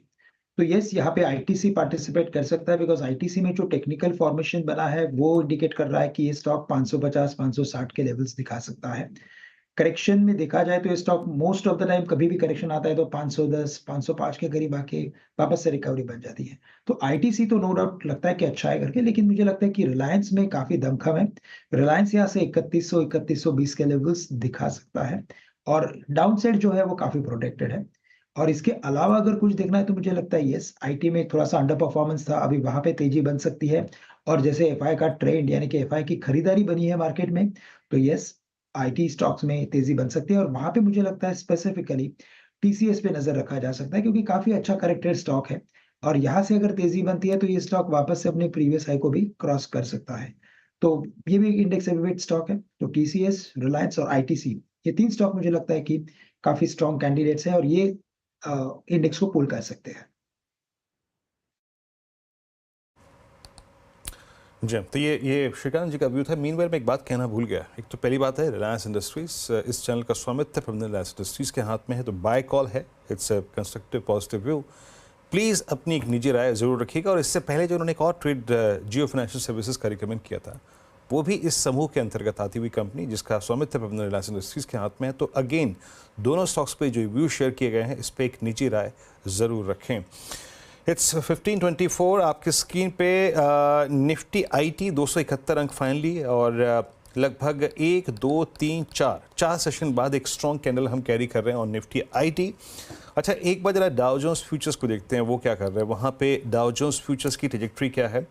डाउ जोन्स फ्यूचर्स 61 अंक ऊपर है। That's good. मैं सुबह जब मैं कार्यक्रम की शुरुआत कर रहा था 9 बजे के आसपास, तो उसमें सॉफ्टनेस थी, तो वो हमारे लिए इस वक्त एक सकारात्मक कड़ी है। ब्रेंट क्रूड की ट्रैजेक्टरी लेके आइएगा। ब्रेंट क्रूड कहाँ ट्रैजेक्टरी में है, तो मेरे ख्याल से यूएस मार्केट से हमें थोड़ा बहुत कंफर्ट ही मिल रहा है डाउ जोन्स फ्यूचर्स को देखते हुए।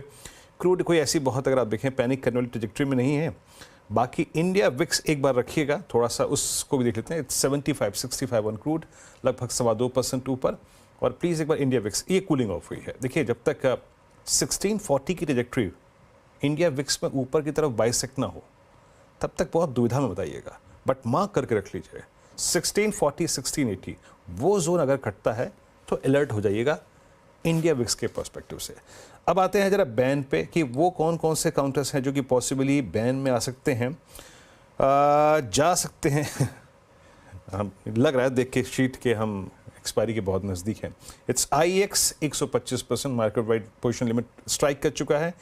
RBL bank Manappuram, Hindustan copper, बंधन बैंक और एस्कॉट्स वायदा बैंड में जा सकते हैं। आई मीन सब्सटेंशियल डिफरेंशियल से अगर आप देखें तो यहाँ पर जो मार्केट वाइड पोजीशन लिमिट है वो हिट कर चुकी है, बैंड से बाहर आ सकते हैं। चंबल फर्टिलाइजर्स कूलिंग ऑफ हो चुकी है यहाँ पे, now it's 73%। Aarti industries, LIC housing finance जो कि आज बैंड में था वो भी बैकफुट पे, मतलब आज कूलिंग ऑफ हो चुकी है।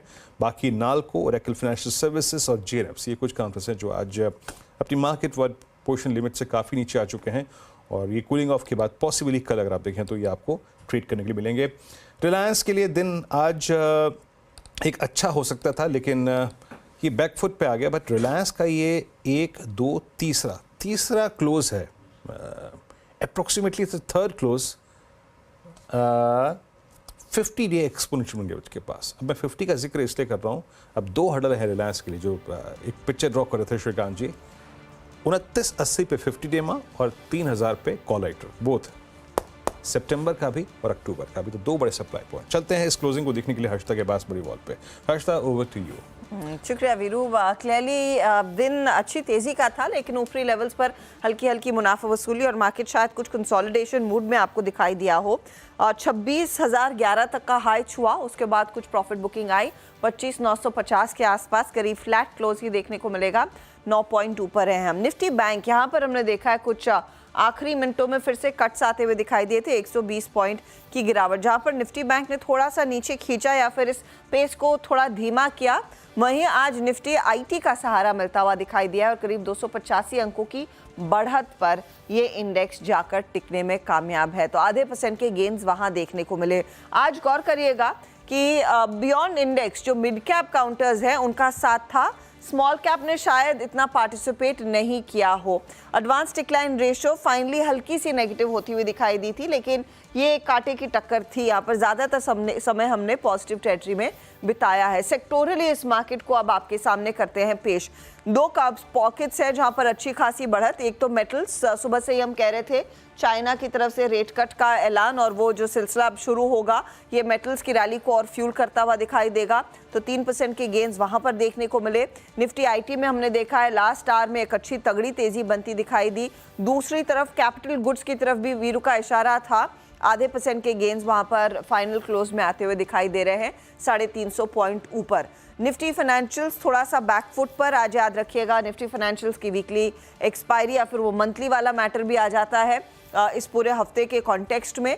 FMCG काउंटर्स में क्योंकि इनपुट कॉस्ट थोड़े से बढ़ रहे हैं, ये पॉकेट रहा है थोड़े बहुत बैकफुट पर। और PSU बैंक्स कल तेजी में थे, आज थोड़ा सा हमने देखा है इन्होंने विराम जरूर लिया है। लेकर आते हैं आपके लिए हीट मैप और उसमें साफ आपको नजर आएगा कहां पर कितना एक्शन बनता दिखाई दिया। तो तेजी में मेटल कंपनियों का ही बोलबाला रहा है। टाटा स्टील 4% ऊपर, हिंडाल्को में 4% से ज्यादा का इजाफा, फिर JSW स्टील की भी गिनती यहाँ होगी आधे % के गेंस के साथ। कोल इंडिया जैसे ट्रेड्स भी है जो खरीदारी की तरफ ही बैठ रहे हैं। पावर ग्रिड के लिए एक और तेजी वाला सत्र, 350 के लेवल्स यहाँ पर बनते दिखाई दिए हैं। इसके अलावा अगर आप ध्यान दें तो tech Mahindra, HCL tech, Wipro जैसे काउंटर्स, TCS जैसे काउंटर्स पॉजिटिव साइड पर आते हुए दिखाई दिए हैं। इन्फी भी हल्की बढ़त पर ही क्लोज करने में कामयाब रहा है। ऑटो का भी साथ रहा है आज, बजाज ऑटो, M&M जैसे काउंटर्स में खरीदारी और वहां टाटा मोटर्स भी 977 पर क्लोज दिखा रहा है। FMCG में HUL टॉप लूजर्स में शामिल था, नेस्ले कुछ बैकफुट पर आया। ITC में भी थोड़ी बहुत मुनाफा वसूली देखने को जरूर मिल रही थी आज इंट्राडे के लिहाज से और वहां पर भी क्लोज हल्का सा नेगेटिव ही है। ये है आज के लिए क्लोज 25,950, 11-12 पॉइंट ऊपर। अक्रॉस द बोर्ड गेन्स देखने को मिले थे लेकिन लास्ट आवर में हमने देखा कुछ मुनाफा वसूली होती हुई दिखाई दी। तो आप कह सकते हैं थोड़ा सा संभल कर चला है मार्केट आज, लेकिन एक और 26,000 की दहलीज पर आकर हम क्लोज होते हुए दिखाई दे रहे हैं। उस लेवल को छूने के बाद अब इंतजार रहेगा उस लेवल के ऊपर कब हम क्लोज दिखाएंगे। वीरू जी हाँ, वो भी होगा हर्षिता, शायद मेरे ख्याल से एक्सपायरी थोड़ा सा जो ट्रेडर्स उसको टोज पे रखेगी, बट ये एक रिकॉर्ड क्लोज निफ्टी का, it's 25950 all time high trajectory पे हम क्लोज हुए। और निफ्टी बैंक हल्का सा बैकफुट पे रहा बट स्टिल एक अच्छा क्लोज है। बुधवार कल सुबह सुबह मुलाकात होगी आपकी मेरी और हर्षता की और अनुज होंगे, आशीष, नीरज जी, सब कुछ सारे समीकरण लेके, संकेत लेके पहले मॉर्निंग कॉल सुबह 6:57 पर, उसके बाद मुनाफे की तैयारी 8 बजे। तब तक के लिए नमस्कार।